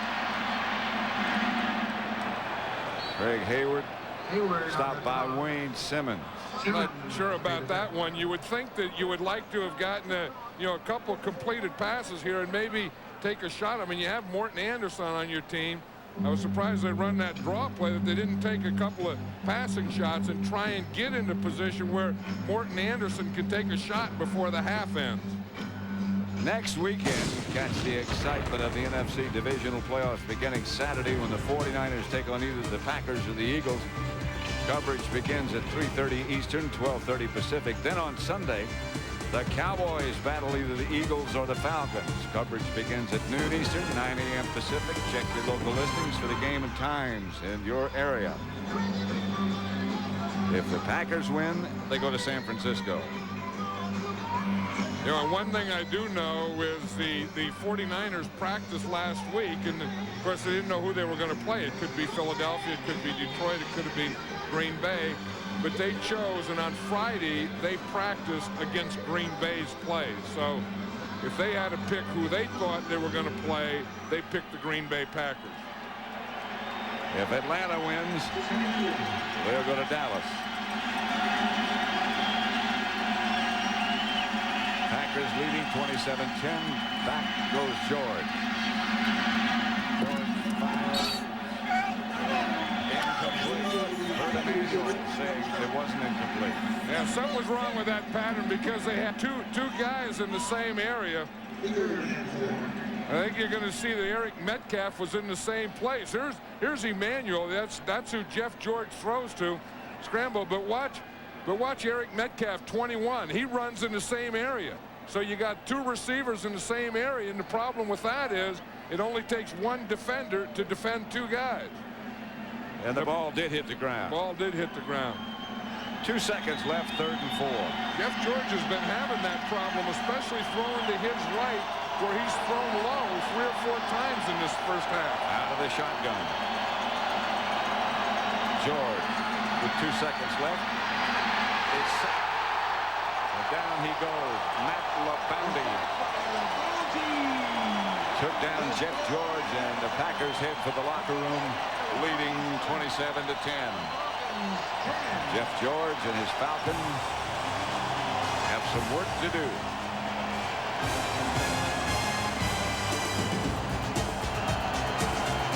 Proud makers of nice pants. And welcome back to Hollywood for the Dockers Halftime Report, along with Jimmy Johnson, Howie Long, Terry Bradshaw. I'm James Brown. The game you're watching at the half, well, Green Bay has won 17 of its last 18. One reason why right there. Jeff George, you heard John Madden talk about the receivers. When they see Jeff George out of the pocket, they turn and go deep. That's what Metcalf does. Down the sideline, he rumbles. 65 yards, Atlanta up by 7. Then, after an 8-yard Edgar Bennett run, in comes Favre, pumps, Brooks back to the end zone. Touchdown, 14-7. Green Bay over the Falcons. And then Antonio Freeman, rookie out of Virginia Tech. Previous longest punt return, 26 yards. This one goes 76 yards and a touchdown. You know Nolan Cromwell, the special teams coach for the Packers, is happy. The Hokies are playing Texas. He's got to be happy. Oh, the Packers are up. Chris Jackie misses the extra point. And we have a 27-10 lead to Pack over the Falcons, as Favre also hit his fine tight end for a TD. Falcons only 25 yards rushing at the half. My goodness, a little something different by Green Bay defensively, Jimmy. Yeah, JB. Fritz Shermer, the defensive coordinator for Green Bay, normally has a very standard zone defense, zone coverage, 4-man rush, ends go up the field, tackles pressure up the middle. Now they've got end tackle twist, they've got 3-man line, they're playing man underneath. They're really having a bunch of different wrinkles, and it's giving Jeff George a problem. Green Bay wanted to stop Ironhead on his screens. They felt that was the big key. 0 yards receiving. This officiating crew has been very beneficial to Green Bay. Ron Wolf, GM for the Green Bay Packers, rates it as his #1 crew. All right. Also coming up on the playoff slate later today, it'll be Indianapolis and San Diego. And standing by down at Jack Murphy Stadium is our own Eric Clemens. Eric. JB, Jack Murphy Stadium virtually empty right now, but the parking lot has been packed with Charger fans since as early as 8:30 a.m. this morning. The Chargers players arrived at 10 a.m. this morning. Linebacker Junior Seau waved to a cheering crowd. And running back Natron Means will see some action today, but even he admits he'll be a little rusty after missing 6 of 7 weeks with a groin problem. I mean, pretty much, it's been a long time.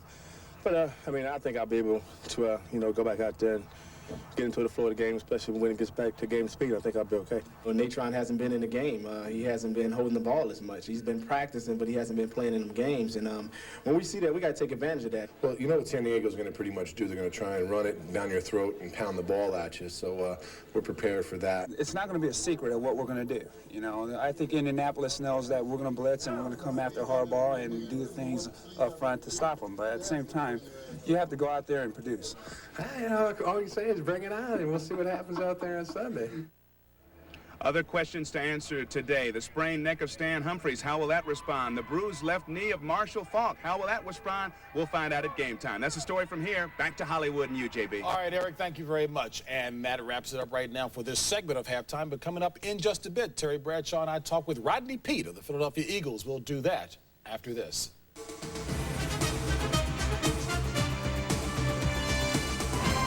Rodney Peete of the Philadelphia Eagles directed Philly to an impressive 21-point victory over the Detroit Lions.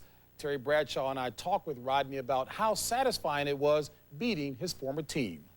I mean, to be honest with you, I wasn't going in this game as a revenge game, but I tell you, when it got to be 51-7, I was pretty excited about it, looking over across to the other sideline. And it also had to feel good because, again, you were skewered by the press all week long behind that poor performance against Chicago, had thrown 5 picks in your 2 previous starts. Was that at all a motivation to you going into this game as well? Well, I mean, I knew I hadn't played well in the last few weeks, and knew that coming into this game that I had to have my best game in order for us to win. And just try to stay as focused as I could all week long and not try to let any outside forces get into my head. And, you know, our offensive line did a great job of picking up all their stunts and blitzes, and our receivers ran great routes for me, and we had a big day. Rodney, I won't use words like skewered. I'll just ask you, why did you play so well? What was it about Detroit that enabled you to play so well?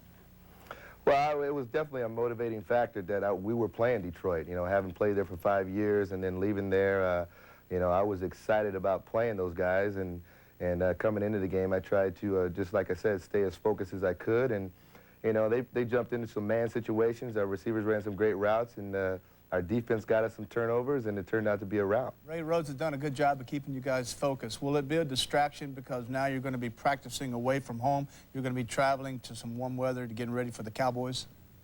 I don't think so. If I know anything about Ray, he's going to have bed checks. He's going to run it like training camp probably, because he doesn't want it to be a vacation. The one thing he stresses all week is that it's all about business, and that's what it's going to be about when we go down to Florida.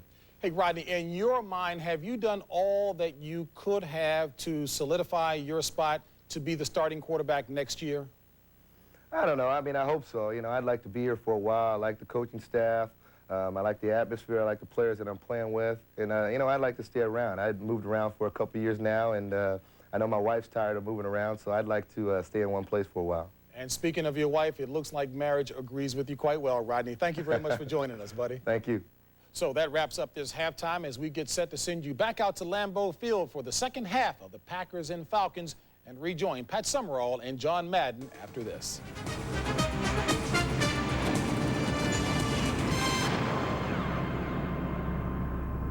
Back at Lambeau Field, the NFC wild card match between the Atlanta Falcons and the Green Bay Packers. Brett Favre had a hot first half. Not a lot of yards, but 16 completions and 22 cracks at it. And he had good field position, too, because the Packers were really helped by their special teams. I mean, their offense played well, their defense played well, but you can't forget how well their special teams played. Travis Jervey, Antonio Freeman, just to name a couple of guys who've been outstanding on special teams. And if you look at this, the other thing that they did is they ran the ball well. I mean, you know that both these teams are passing teams and are going to throw the ball, but the Packers had 75 yards of rushing in the first half, and on the other side of the ball, Atlanta really wasn't able to rush the ball effectively. The bulk of that Packer rushing, of course, by Edgar Bennett. Atlanta had been in the locker room a long time. In fact, they just arrived. Some of the players just arrived back on the field. Packers will receive the second half kickoff. Travis Jervey and Antonio Freeman will be deep. They don't even have all their guys out yet, Pat. They're still coming out of the house. While we have a second, we'd like to send our best wishes to Rankin Smith, the owner of the Atlanta Falcons, who I understand had minor surgery yesterday. I don't think any surgery is minor, but he's back at home and I'm sure watching. And as you say, we wish him our best. Get well. The Falcons will kick off to start the second half. Morton Anderson approaches. Again, the kick doesn't go too deep. Jervey. There's the kickoff returner. He gets out to about the 28 where he's knocked down quickly. Shelley made the tackle on Jervey. So Shelley made the stop. Well, excuse me, John, go ahead. I was just saying, Brett Favre was 16 out of 22. You can see he completed 10 to his wide receivers, 3 to his tight ends, and 3 to his running backs. And, you know, he spreads it out. 9 different receivers caught passes for the Packers in the first half. First down, Green Bay at their own 28. Packers leading 27-10. Pat Summerall with John Madden.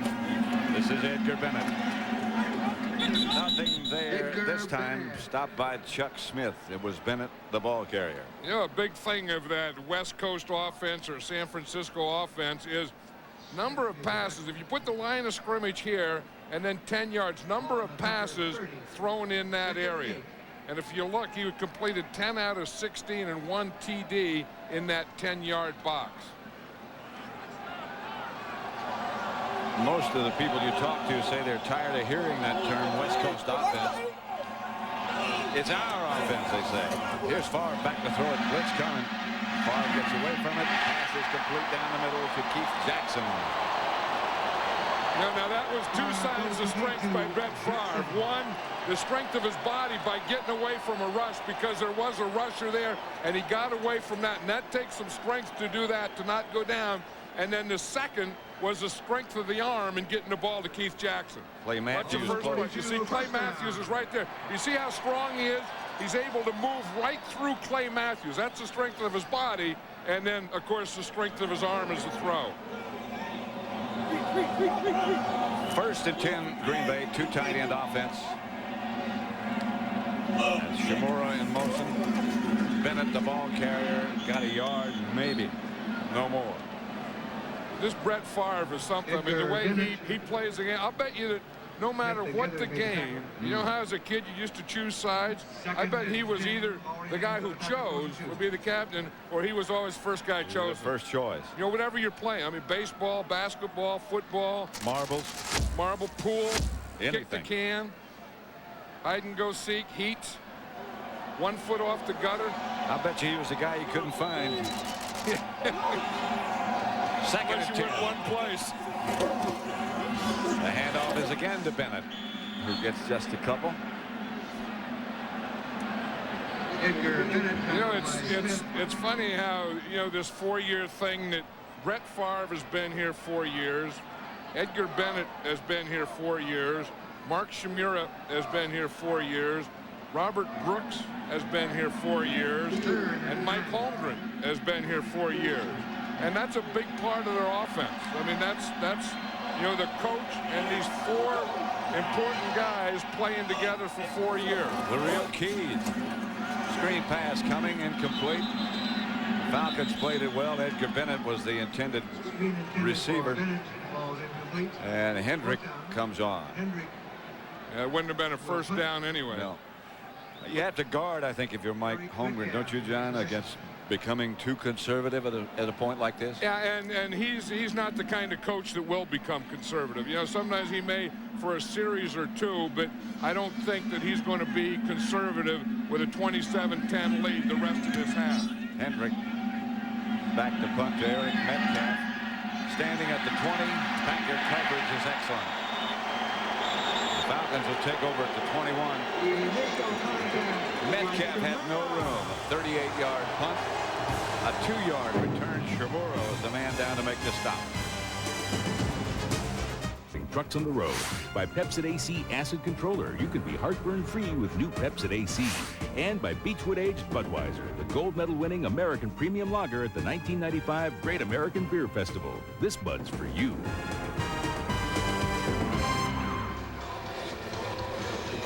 Got to have a snowmobile if you're in Green Bay. Temperature 34 degrees. It feels colder than that.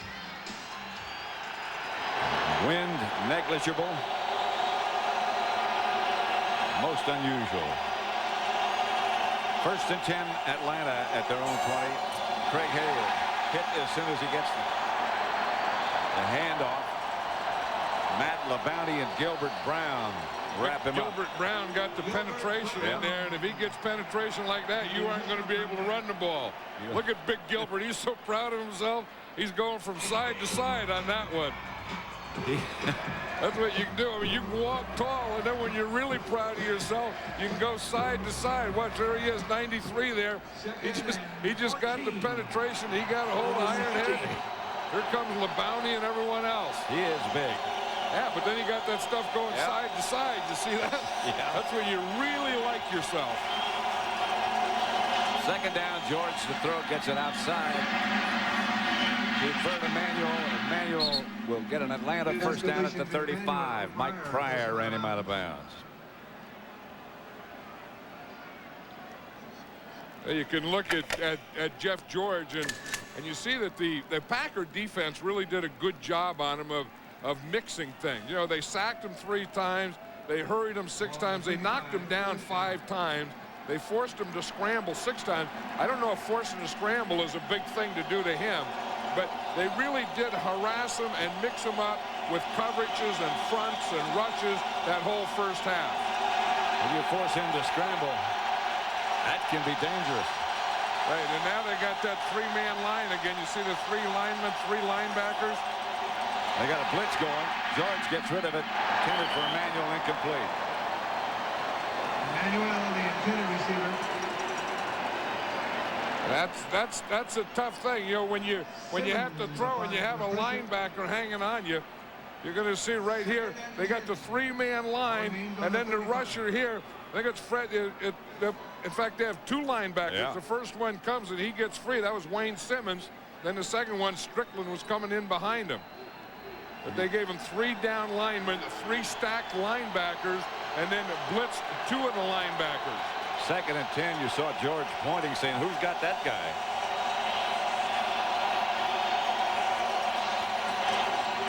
George Metcalf. Enough for a first down. Atlanta. Craig Newsome again made the stop. 13-yard gain. You know, one thing with this run and shoot, you know, every play is a roll, and you can see in the first half he rolled left 9 times, he rolled right 15 times. Now when he rolled left, then he threw left 3 out of 4, and he roll left, throw right 3 out of 5. 1st and 10, Atlanta at their own 48. The handoff is to Craig Hayward. He gets nothing. Packers have defensed that very well. And just to finish that thought, you see you could roll left and throw left, and then roll left and throw back. He did that 3 out of 5, and that's 138 yards where he rolled and then threw back. So then he could roll right and throw right here, or he can roll right and throw left or backside. So he was really the most effective when he threw away from the roll or to his backside. 2nd and 10. He'll have to throw this time. George. Now he's scrambling. Now he's looking. Incomplete. Over the head of Terrence Mathis. I'm sure that's what the Packers talked about at halftime, is right there, because Mike Pryor was deep and he was with him that time. And you're going to see the Falcons all come off. Now again, George is looking. Now he scrambles. Now run deep. You see Mathis run deep. Well, Pryor has it now, and Pryor was right there with him. In the first half, that was a touchdown and a big play for the Falcons. This half was nothing. Pryor just stayed deep. Yeah, that's the thing. Or keep getting deeper as he scrambles. Don't come up, don't stop, but keep getting depth. Rich Shermer, the Packer defensive coordinator. 3rd down. George, incomplete. Had to throw it backing up. Terrence Mathis, the intended receiver. Reggie White's out there. He's firing this crowd up. He's telling them, come on, come on, come on. He was in there as an inside rusher that time. Reggie White said he's never enjoyed a year or a place to play more than this. Straczynski in to kick for Atlanta. Pryor and Freeman deep. Straczynski hurt his leg in the first half, but is back to punt it. Pryor signals fair catch, makes it at about the Packer 21. Fair catch on the 21-yard line. Packers will take over 1st and 10 from that spot. 3rd quarter, the Packers leading 27-10.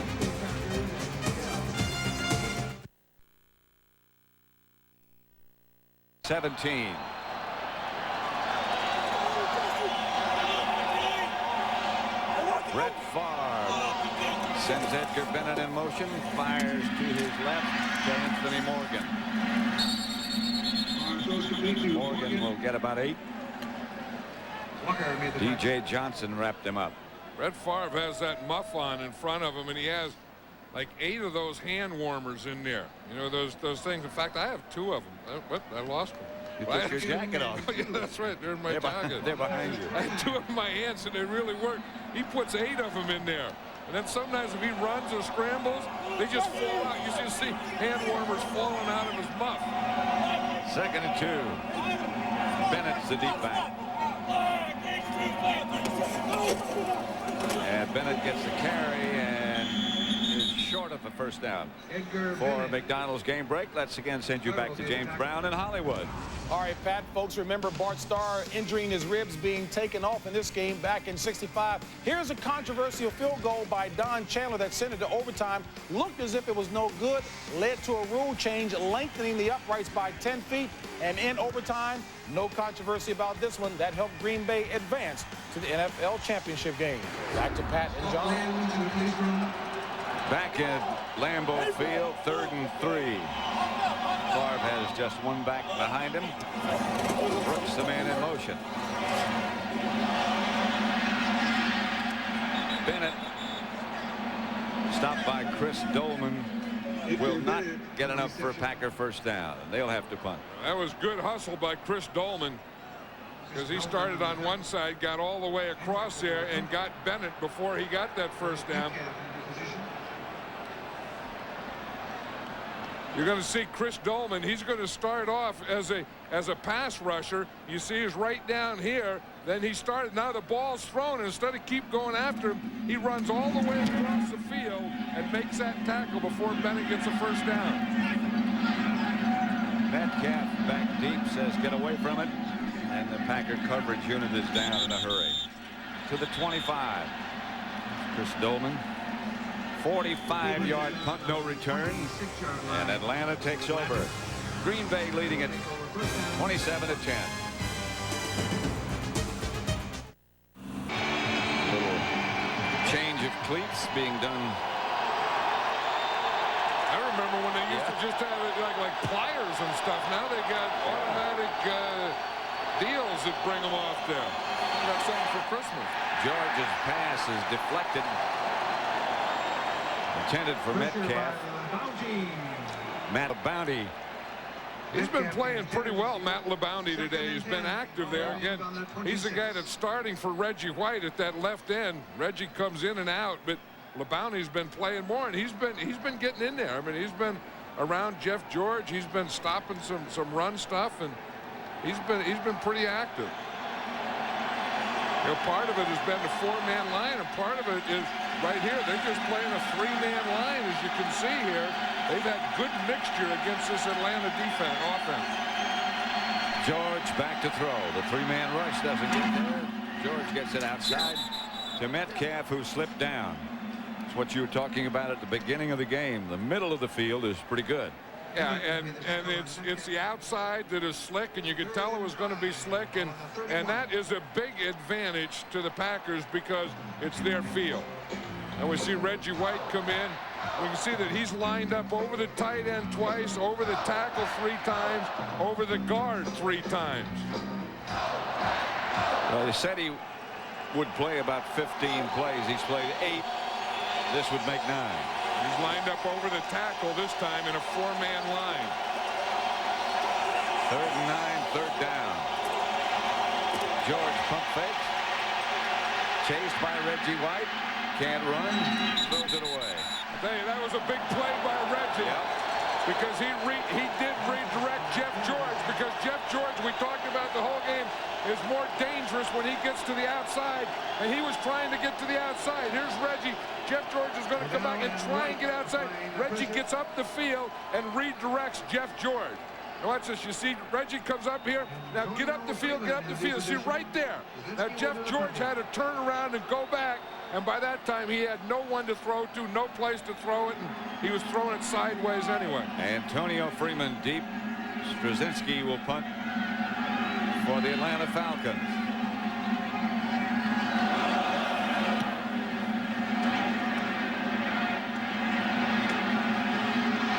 He's got 1 return already, but that one the Falcons made sure of. Ron George down to make the stop. Score remains 27-10. Green Bay with 5:39 left to play in the third quarter.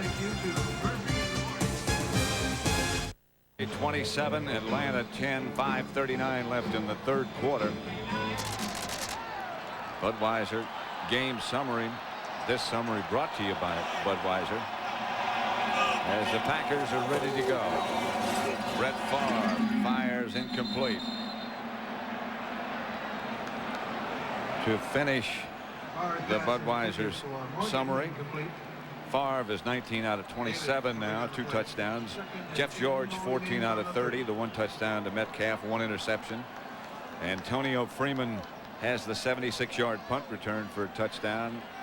Metcalf, 65 yards from George, scored the first touchdown of the game. 3 wide receivers for Green Bay.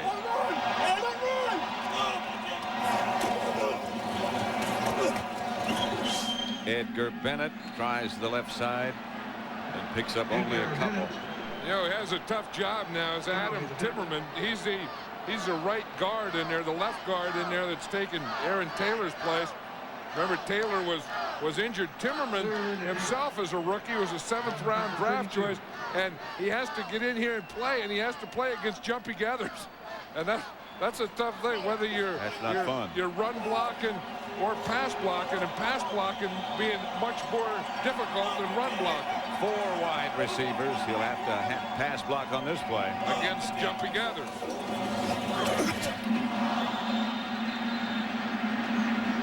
Ingram. And the Packers will have to punt. Jeff George looks like a warrior there, doesn't he, with that jersey? And, you know, again, you talked about how he was injured his neck and his jaw last week. Didn't practice all week with a helmet. Didn't put a helmet on until today. Can't hear out of one ear. Greg Hendrick back to punt. It's a good kick. Good kick. Chases Metcalf all the way back to his own 16. And there's no place for him to go. He is down. Good coverage by the Packers. Mark Shimura, who snaps the ball for punts, again to make the stop again. And Eric Metcalf isn't the same guy on this turf as he is artificial turf. Back at Lambeau Field. Atlanta's yards gained on first down, the average 0.6. Green Bay 5.1. Atlanta struggling on first down. This Green Bay defense has a lot to do with that. I mean, they are really stuffing that first down run and screen and all those things. George out of the shotgun. His pass is complete to J.J. Burton. About 5 yards is all. You know, one of the things with a run and shoot is you have to be able to get the fullback involved. Ironhead Hayward has to be involved as a runner of a draw play and runner of screens and stuff. And Fritz Shurmur, the defensive coordinator of the Packers, thought that was the first thing that he had to take away, and he has taken that away. They have done an excellent job of that. That's Fritz Shurmur. George out of the shotgun. Late blitz. Pass complete to Emmanuel. That should be enough, and is enough for an Atlanta first. 3:50 left to go. See, now here you're going to see zone, and they just play off, and they just let Emmanuel just catch that little hook. But on third down, you really can't do that. You see, he just comes in underneath. There's no one there. And then if you're going to do that, the first guy there, Wayne Simmons in that case, has to make the tackle. Clock running now, 3.5 minutes left in the third quarter. Jeff George up under center this time, but back to throw. And outside quickly to Emmanuel. He gets to the 40. Newsome made the stop. There's a guy that's had a good day. Craig Newsome. Yeah, and you know, he's a rookie, and he's one of those guys that you would think, like we said earlier, that you're going to go after. But I like Craig Newsome. Remember, we did a Packer game, the second game of the season, and I thought this guy is really going to be a corner because he's cocky, he's confident, and he has a bad memory. He has that whole package that a corner has to have. He's not a worrier. 2nd and 4.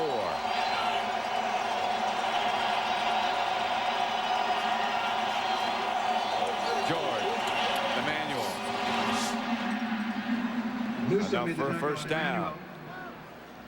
You see what they're trying to do, I think, now to Newsome is they're trying to get him up there because they're hitting underneath him. They're hitting him in front. See, here's Newsome here. Now, Emmanuel's going to run right here short. He's going to jump it, and I'll bet you somewhere they're going to have a double move thing. You see how he's anxious to get up there now because they've hit 3 passes in front of him, and now is the time to run a slant and go, a hook and go, one of those kinds of things against Newsome. Emmanuel comes at the bottom of your picture to George's right. Metcalf out of the slot. Metcalf. Stopped by Leroy Butler. Metcalf on this surface is not quite the same back. No, he's not. And, you know, he's the guy who, you know, should play on artificial turf and in a dome, and he's a heck of a lot quicker. And this surface has really hurt Eric Metcalf today. Although you look at that, he has 6 catches for 103 yards, but that one was that big one on that scramble play. That was 65 yards. He's having trouble with those crossing things and running after he catches these short ones. 2nd and 2. Metcalf not sure where to line up. Now they have trips left. Metcalf.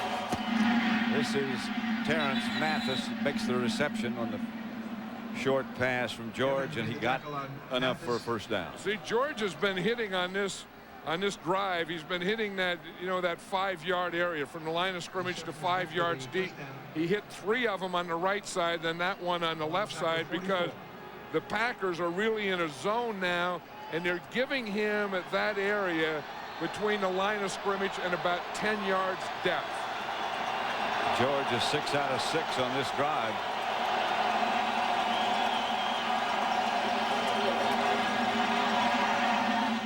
Incomplete. Intended for Craig Hayward. George was hurried. And Wayne Simmons had good coverage on Hayward that time because they'd been loose in those zones, and he'd been able to throw the ball to Emmanuel and throw the ball to Metcalf and throw the ball to Burton. But on that one, Wayne Simmons was tight on Ironhead Hayward. Makes it 2nd and 10. 35 seconds left to play in the 3rd quarter.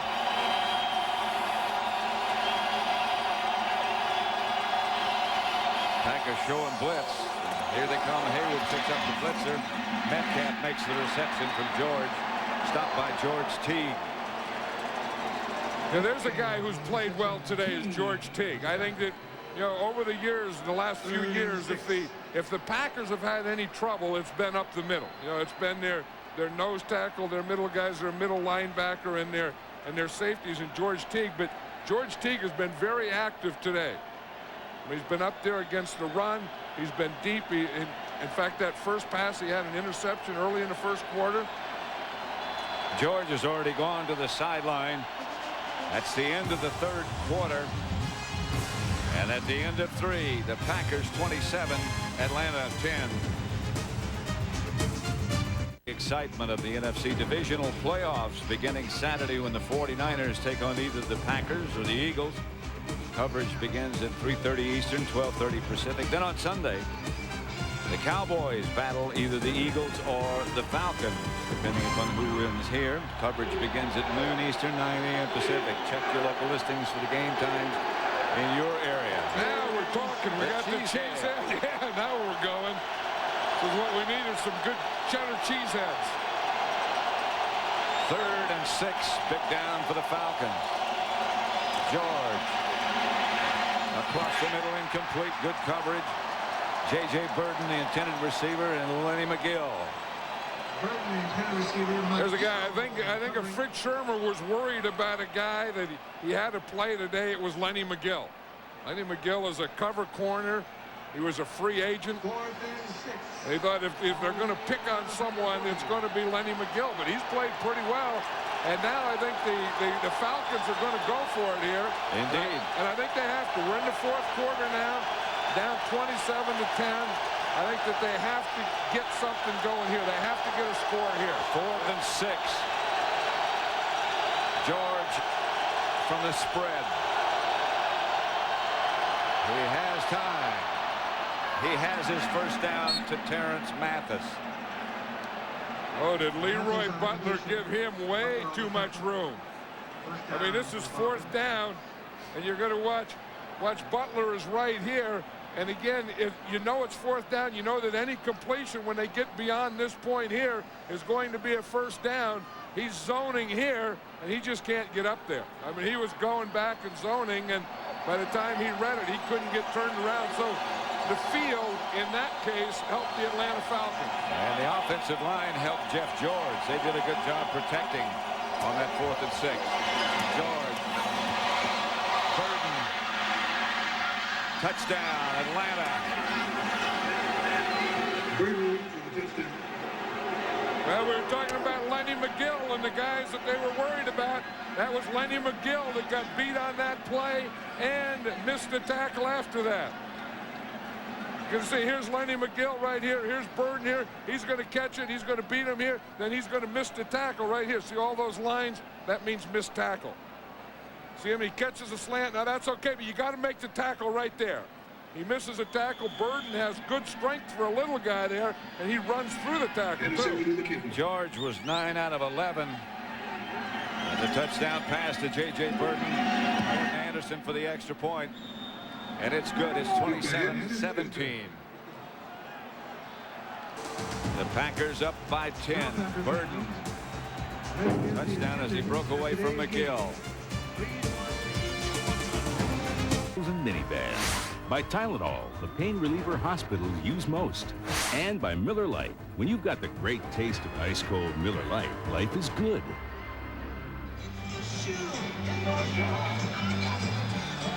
27-10, the Packers.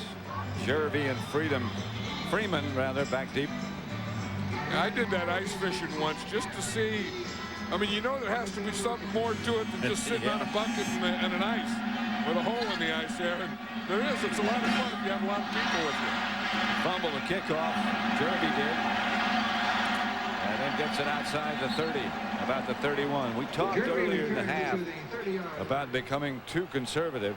And you said you didn't think Mike Holmgren was the kind of coach that would do that. They lead by 10, the Packers. Yeah, and if they did become conservative, they have to get out of it now. I think part of the thing that makes you look conservative is when you don't get first down. You know, when you're still throwing the ball, but you're not throwing them and catching them for first downs, and that's what's happened to the Packers. 1st and 10 at their own 30. 2 tight ends. Jackson and Chimura. Here's Favre to throw. Wheels it outside to Edgar Bennett. Bennett still on his feet, close to midfield. A flag on the play. Flag on the play, and Brett Favre. Well, this Bennett is something, isn't it? I mean, he just looks like a different guy. I remember when he was a fullback, and you know, it looked like he looked like a fullback and acted like a fullback and fought like a fullback. Then they moved him to tailback, and now he acts and looks and moves like a tailback. He got more than enough for a first down. Now the penalty marker is going to move it back. Illegal block on the offense. Number 81, 10 yards. Repeat the down. First Morgan. down. Here's Morgan. Here's the block right here, or illegal block right there. I mean, if you're going to be that illegal, you shouldn't even do it. I think he threw an air ball anyway. Yeah, I think so. The fans think so. That was a whiffer. Yeah. I think he went to hit him in the back and didn't hit him anywhere. Green Bay just 2 first downs in this second half. I don't think he touched him at all. No, he threw air. He shot air at him. But that's the thing. Atlanta has 7 first downs. Green Bay only has 2, and that's why they look conservative, because they're not getting first down. 1st and 8. Favre back to throw it. Dumps it up forward to one of his linemen. He'd be lucky if he doesn't get a flag here. Yeah, he didn't get a flag. They didn't throw a flag. They put the pressure on him. You're going to see Clay Matthews is coming.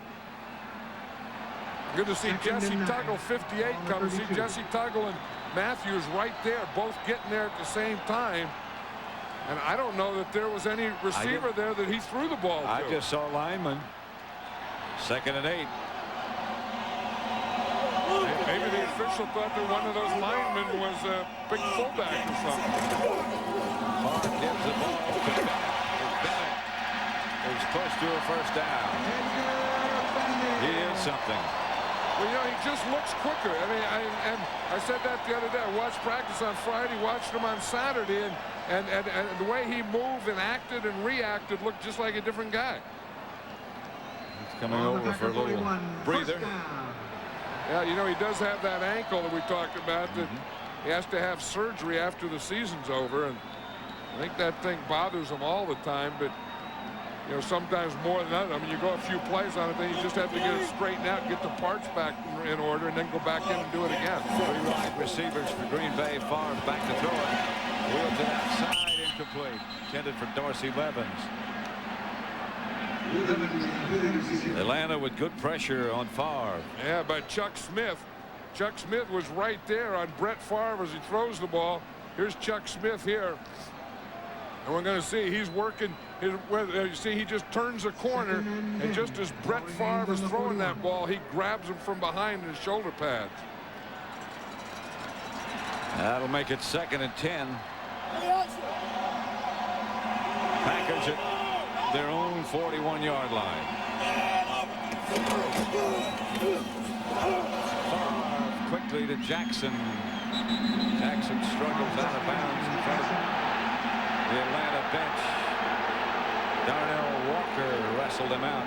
I'll tell you, that had to be quickly because Chris Dolman, that was a bootleg, and they bootleg right into Chris Dolman. Watch Dolman come here, and this is where Favre is going. And if Favre doesn't get rid of that ball, he's going to get hit right now by Dolman. He's just throwing that one to get rid of it. Another one of those sidearm deliveries. 3rd and 7. It had to be sidearms. It's tough to make it bootleg into a guy that you're not blocking that isn't going the other way. 4 wide receivers for the Packers. Favre back to throw. Blitz coming. Pass is caught by Morgan. And now they're saying maybe he's out of bounds. And is he in or is he out? One official saying one thing, the other official saying the other thing. Now the third official, the referee, is going to come in here. Remember, this is an all-star crew. This crew has not worked together. The pass is ruled complete due to a force out. First down. First down due to a force out. You heard Dick Hantak. There's Morgan right there, and they're saying he's up in the air. Now, if he's up in the air and that second foot doesn't get in, no, that should have been an incomplete pass. That wasn't a force out. He was up in the air, but he wasn't forced out. See, that is up in the air. One foot comes down, the other foot doesn't come down. D.J. Johnson was the defender. Yeah, that was a gift for the Packers there. He didn't push him. 1st and 10. Nevertheless, gives to Bennett. Edgar Bennett to about the 42. Yeah, we're talking about this officiating crew, and what they do, Pat, is they grade them, the officials, every week. And then the officials with the best grades get the playoff game. So this is like an all-star crew. This crew has not worked together, and that never made any sense to me. I mean, I thought, you know, that the best teams go as a team, and I think the best officiating teams ought to go as a team. I don't think you should get in big games and have all-star crews, but I've always thought, I mean, that's an old thing that's been sitting up there in the back of my head for a long time. It seems like I've heard that before. Yeah, that's old. This is Bennett. To the 35-yard line, a flag on the play. Oh, and it came out real late, and it was thrown right at Earl Dotson, the right tackle of the Packers, so that means it's going to be holding, and I'm sure it's on number 72. As you say, that was a late one against a run. Woo.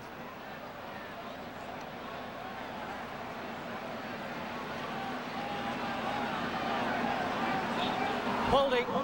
Offense, number 72, 10-yard penalty. Earl Dotson. Repeat the down, 2nd down. It had to be Earl Dotson because he threw the flag right at Earl Dotson. Again, you see it's run. He has him back here, and he tackled him. Yeah, he did tackle him. Yeah, Dotson didn't complain, and that's why he didn't complain. The only complaint he would have had is that wasn't a hold, that was a tackle. You could see why the flag was late. Yeah. Second and that was a pretty good tackle from behind. Second down and 15. You don't have to do that on a run, though. To save your quarterback, you have to, but not on a running play. You don't have to do it, Dodson. Dorsey Levens gets to about the 46. 6-yard pickup. Ron Davis made the stop. Bush made the tackle. Hey, Reggie White says that he's never enjoyed playing anywhere in his life more than he has Green Bay, and he got, you know, that knee injury, then he got the hamstring, and he's still going to have the hamstring operated on because the hamstring was torn right where it inserts, you know, at the knee, and it's starting to roll up, and he's just hoping it doesn't roll up too much so that he can finish this season. Here's Favre to throw. Brooks to the Atlanta 25, stopped by Kevin Rowe. That's a big play for the Falcons, and that's a big play for Brett Favre and the Packers, and you wondered when he was going to go back to Brooks. You're going to see Brooks is the outside guy here, and he's just going to run the hook in here. So he just comes under control, and then a missed tackle there, makes some moves, gets up the field, understands the field, understands where Brett Favre is. See, and Favre looks there. Once he sees number 87 open, he's going to put everything on that one. Mike Holmgren said his only concern when Sterling Sharp didn't come back and Brooks was asked to fill that place was, would he be durable enough? And he certainly has been. This is Edgar Bennett. Inside the 20 to about the 19, 18 maybe. We said that the Packers are going to go as far as Brett Favre will take him. But I tell you, he's getting a lot of help. He's getting a lot of help from Brooks. He's getting help from Shimura. And he's getting a heck of a lot of help from Edgar Bennett. Really? On Atlanta's 19-yard line. I like the job this offensive line is doing, too. This offensive line of the Packers. They're giving Favre some time now, and they're giving Bennett some holes to run in. Adam Timmerman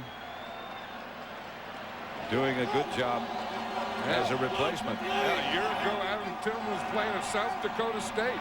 The number 7 draft choice, 7th-round draft. Bennett. Another thing about Bennett is he doesn't fumble.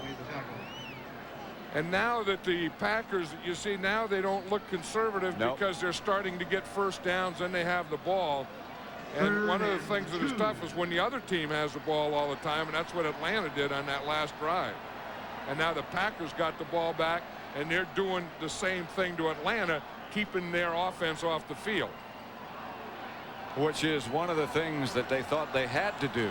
Run the clock down as much as they could every time. Make some first downs. 12th play of this drive coming up. Favre's going to throw it. Deep in the corner.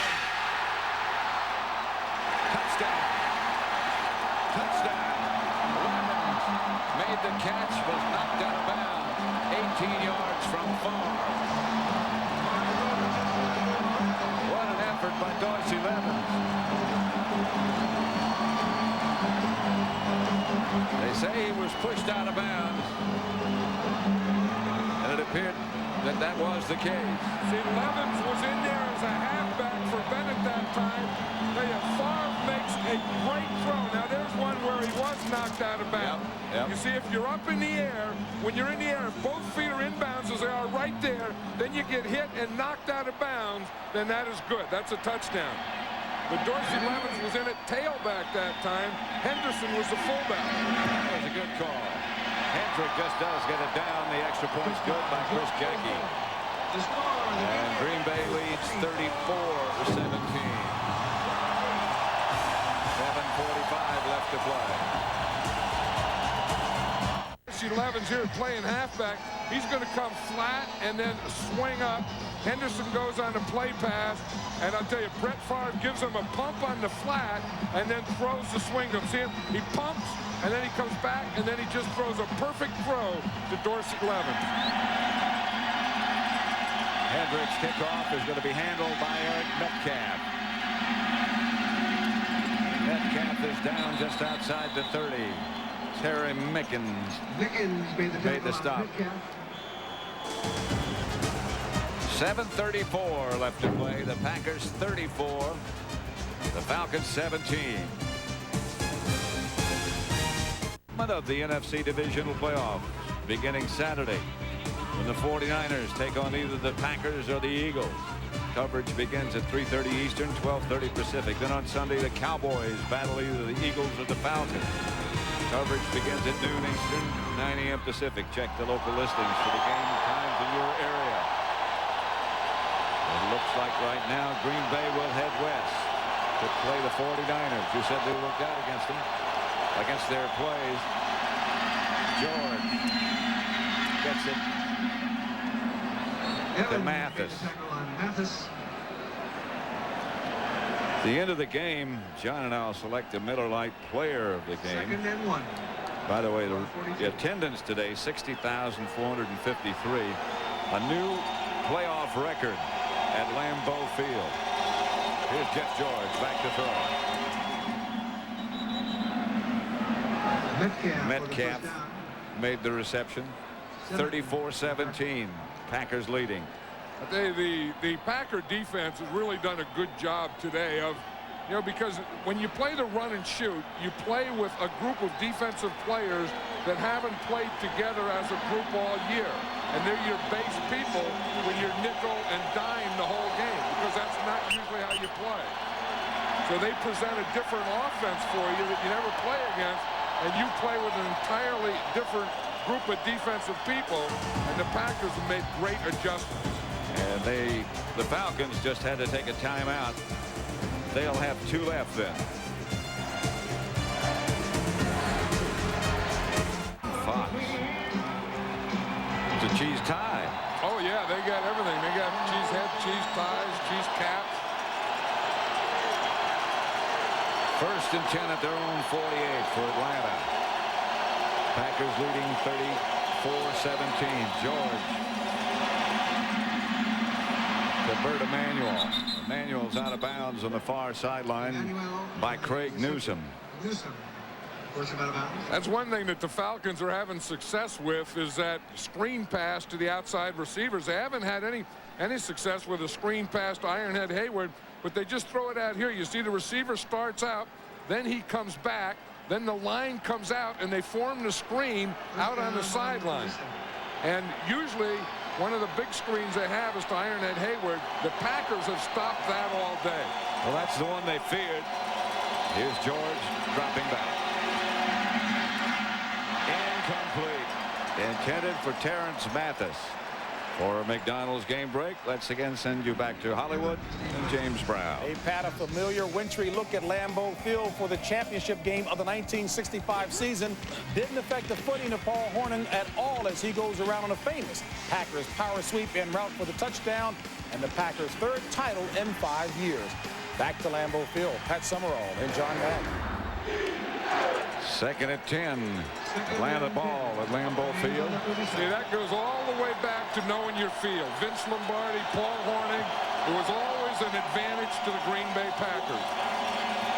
And I think it has been today as well. George's pass to Tyrone Brown is complete. This Jeff George has an arm. I mean, he really does. He's just an amazing arm. You know, and he's at the end of his contract, too. In fact, it's his rookie contract. He's in his 6th year. When he came into the league, he signed a 6-year contract. And he's going to be a free agent after this season. The Falcons feel they're going to sign him again, though. George back to throw it. Shovels it to Hayward. And Ironhead barrels down inside the 10. It'll be a 1st and goal from that point for Atlanta. Hey, when Ironhead gets a shovel pass and he starts rambling down the field, he said sometimes he likes to get in the open field and just run down the field like he's on a commercial. So then he forgets there's going to be guys hitting him. I said, what do you mean a commercial? He said, you know, when these guys just run down the field, no one ever hits them. So that's what I'm looking for. I want to just get a ball and run down the field like a commercial. And here he gets and he starts running down the field like a commercial. But somebody hits him. Well, they're going to start hitting him now. Now he knows the commercial's over. Yeah, he looked George Teague. He looked George Teague up. And Teague is down. I mean, he got that whole body underneath him, and that's, you know, you're going to go backwards when Ironhead Hayward does that.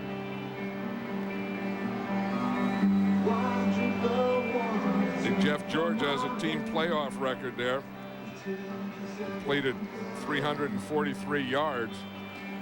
This game is presented by authority of the National Football League, is intended for the private use of our audience. Any rebroadcast or other use of this telecast without the express written consent of the Green Bay Packers and the National Football League is prohibited. Yeah, when we were last week, we were in Chicago. Yeah. In the sweat contest, there's no sweat. I don't think when it gets, I would like to see sweat, but I don't think there's any out there. Not today. I think it gets a certain degree and you can't sweat. Well, they start steaming then. Yeah, when you look down at the lineman, because that's if you're going to find it, you're going to find it in the offensive lineman. Whitfield, nah, he didn't win anything. Yep. George, he could win the dirt contest. No, there's nothing there. I don't think there's anyone winning the sweat contest. Maybe we have to wait for dirt contest. Well, no, a good dirt contest. Dirt's not bad. I think Jeff George wins that today. Look at him. The only thing is, you never want your quarterback to ever have any dirt on his back. Not even to be a jersey or participant. pants. First and goal. Flags on the play. George. Flag on the play. Just handed the ball to Dick Hantak. Remember last week we were talking to Danny Abramowitz. Ball start prior to the snap. Offense number 62. 5-yard penalty. Still first down. Dave Richards jumped. Danny Abramowitz, he's the special teams coach of the Bears last week, and he said Ironhead Hayward is the toughest guy he's ever known in his life. I said, whoa. That's tough. That's a lot of guys. First and goal at the 13 now.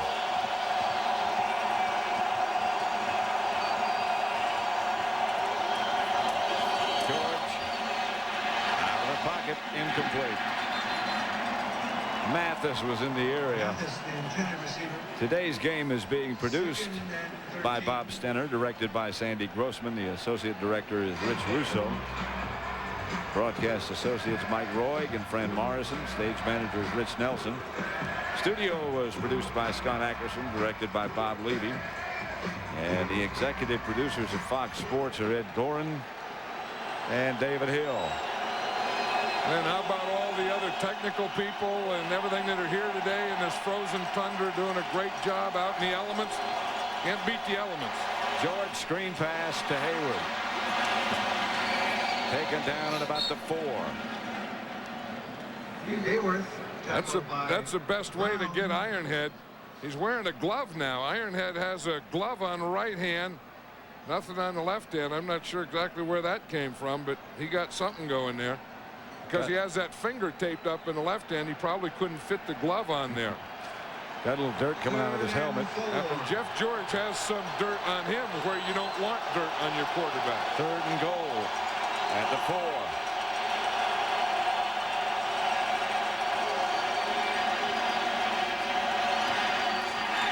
As the pass deflected, he was aiming for the end zone. Knocked down by Simmons, I believe. Yeah, Wayne Simmons looked like he was just standing on the line of scrimmage. He wasn't rushing or anything. He was just standing there, and the ball's thrown. You see him, he's right here. He's just standing right there. Boom, look what happened. He jumped up and hit the ball with his right hand. That's a tough thing about throwing. That you have to get it. You have to find lanes all the way, not only at the line of scrimmage, but even beyond the line of scrimmage, and then into the secondary. There's about 3 tiers that you have to find lanes to throw a ball in. Falcons have decided to go for the field goal with Morton Anderson, unless they have some kind of a fake, and they don't. Well, they needed 2 scores and a field goal, right, so they may as well go for it. That was 22 yards from Anderson. And it's Green Bay 34, Atlanta 20, with 4 minutes, 6 seconds left to play. The Packers lead by 2 touchdowns, 34-20. Largest crowd ever to see a playoff game here, and they were here early. They were here, but we got here like 3 hours early, and they were here before us. Atlanta has to set up for an onside kick now, and you can see that the Packers are in an onside kick prevent. In other words, they have their whole hands team in there. Morton Anderson, of course, is left-footed. So there on that side, he'll kick it to his right.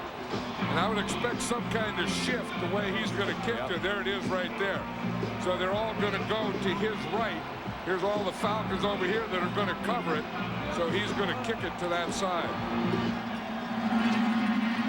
They hit it before it goes 10 yards.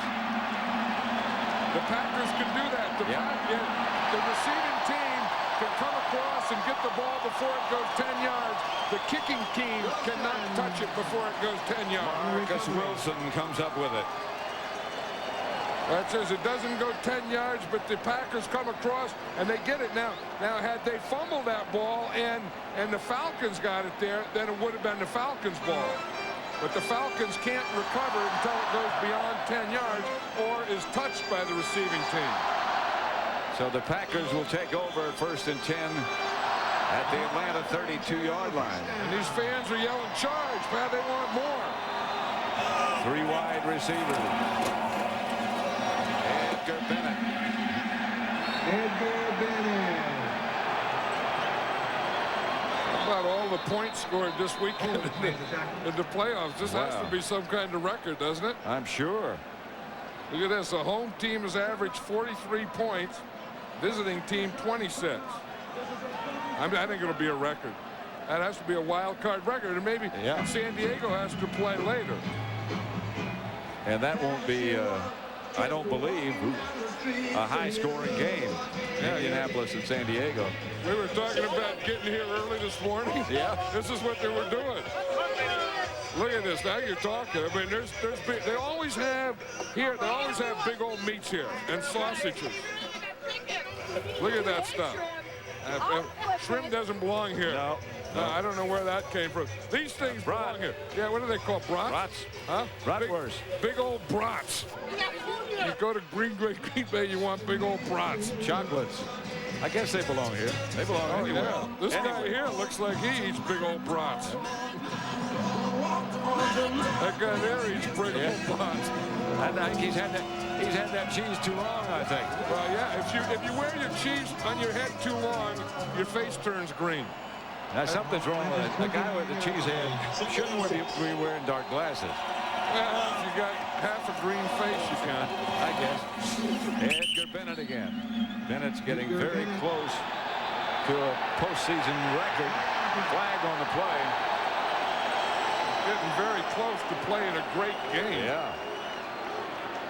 He made one of the great moves that I've ever seen in my life yesterday. Personal foul. Yes. Unnecessary roughness defense, number 95. Penalize half the distance, first down. Here's Holt. There's Matt Millen up there. Here's Matt Millen right there, who works with us at Fox, and he's working on the radio now, but he had a fur coat, and he wore this fur coat. It was a beaver coat. And Edgar Bennett says he wanted his beaver coat. So he came on the bus, and Matt Millen gave Edgar Bennett his beaver coat. And Edgar Bennett gave Matt Millen his Green Bay Packer jacket. But the coat that Matt Millen was just wearing a moment ago is your coat. Well, that's my coat. I may never get that dimension. But Edgar Bennett made the best move of getting a free coat, a free beaver coat. You may wind up the loser. No, heck, I know I will. I'll never see. Yeah, I better see that jacket. That's Edgar Bennett.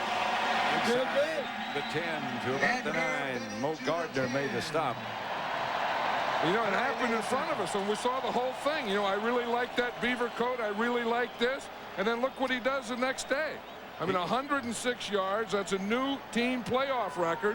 And look at the guys that had the record before that. Jim Taylor and Paul Hornung shared the record. Edgar Bennett just broke. Now, when you break a record of Paul Hornung and Jim Taylor, you have done something. These guys are in the Ring of Honor. I mean, these guys are all-time Packer greats. That was some backfield tandem. Edgar Bennett again. Inside the 10, about the 8. Tempers are flaring. Frustration starting to set in. You know, we talk about, you know, playoffs and the finality of it. And the Falcons are starting to realize that this is their last game. When 2 minutes and 40 seconds go down, their season is over. And everything they've gone through and every hope they've had to go on is going to be over. Now the Packers on the other side, they know that they're going on, and they're going to play the 49ers in San Francisco next Saturday. Which means, of course, that the Eagles will play Dallas next Sunday. Bennett again. Edgar Bennett.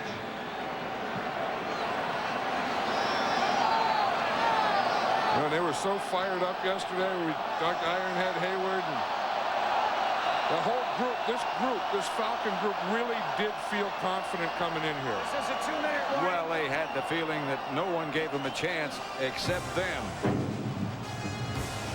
2 minutes left.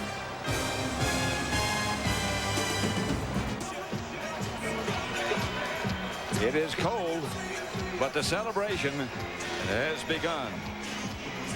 And our Miller Lite player of the game is Edgar Bennett.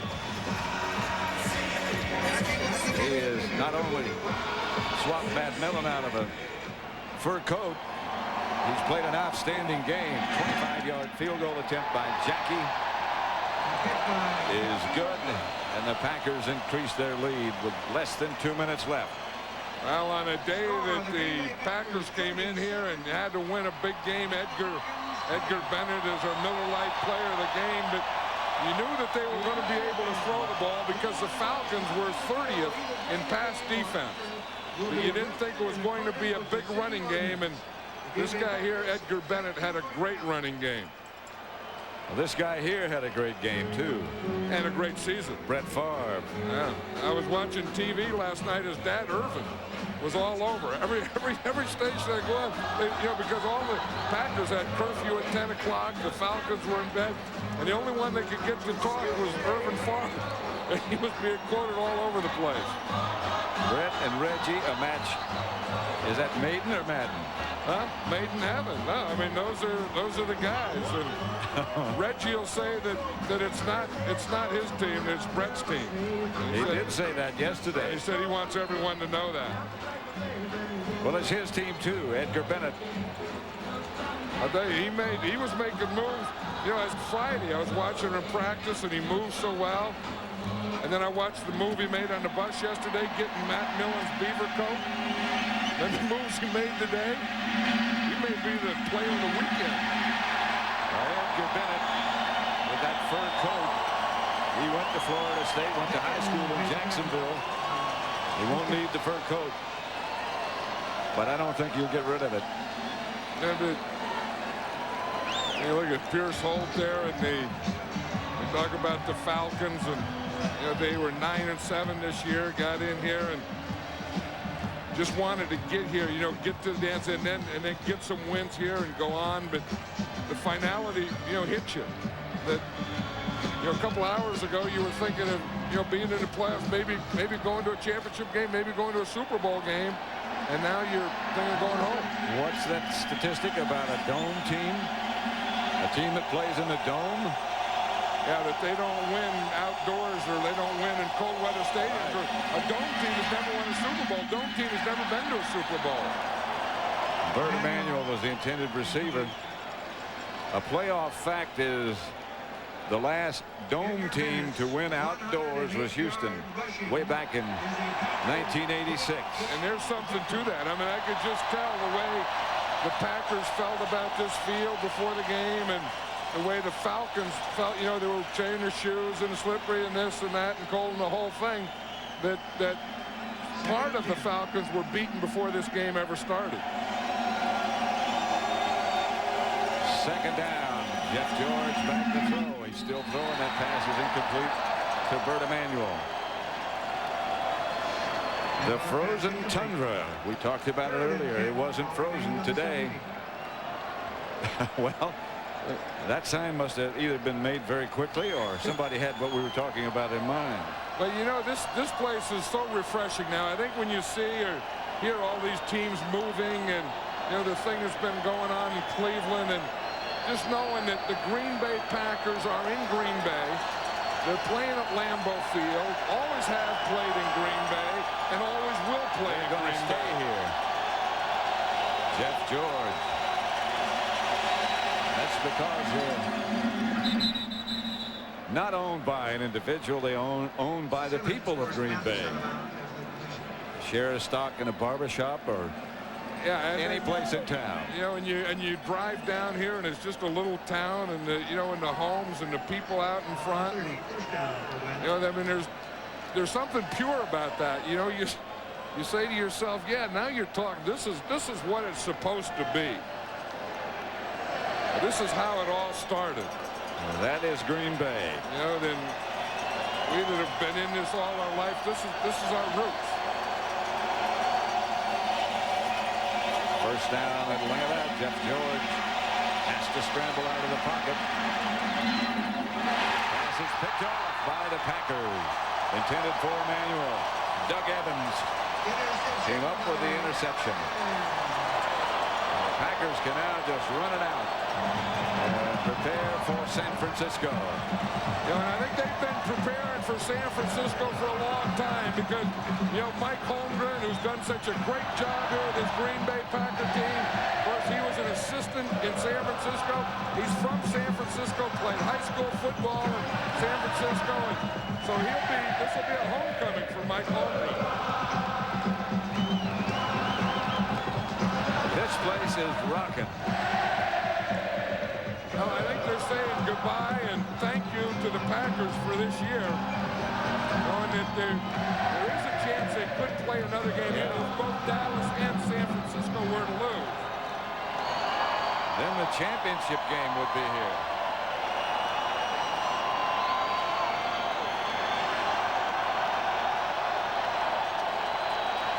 But I don't think anyone has left this stadium, Pat. Nobody.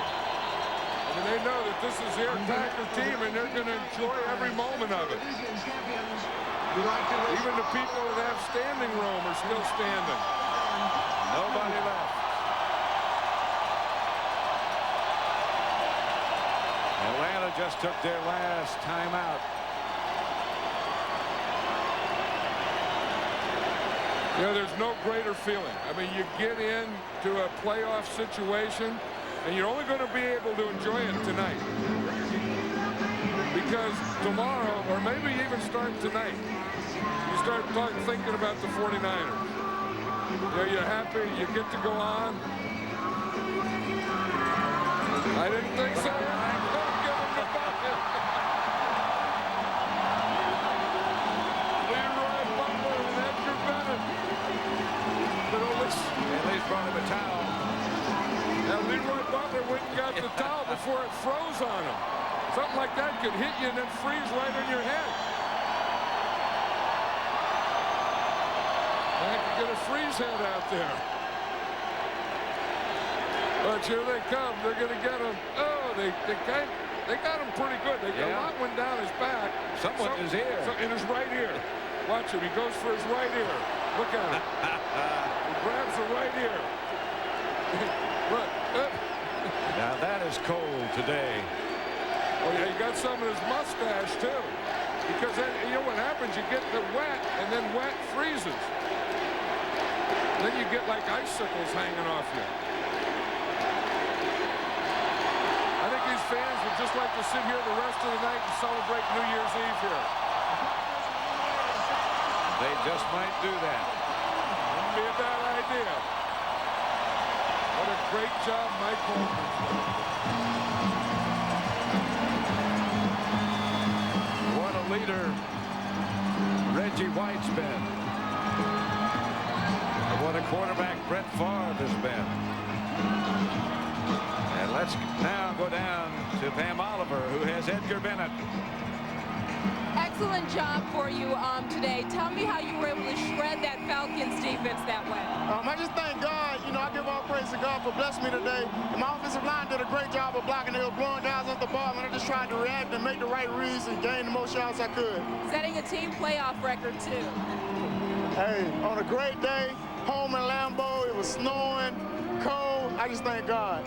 You put a lot of preparation into your preseason. Tell me about that, and are you seeing the benefits of that now? I went out to Arizona and worked with Frank Schroeder this past summer to get better as far as with my speed and quickness, and I think it really helped me out. I think it's definitely helped me out down the stretch as far as accelerating and trying to hit the holes. I know Matt Millen gave you a very hideous coat to wear. You going to wear that thing home? Absolutely, a great coat. Once again, I thank you because it's a real nice coat. A beaver coat or something ridiculous. Something like that. It's in the lines of a fur. Thanks a lot. Good luck against San Francisco.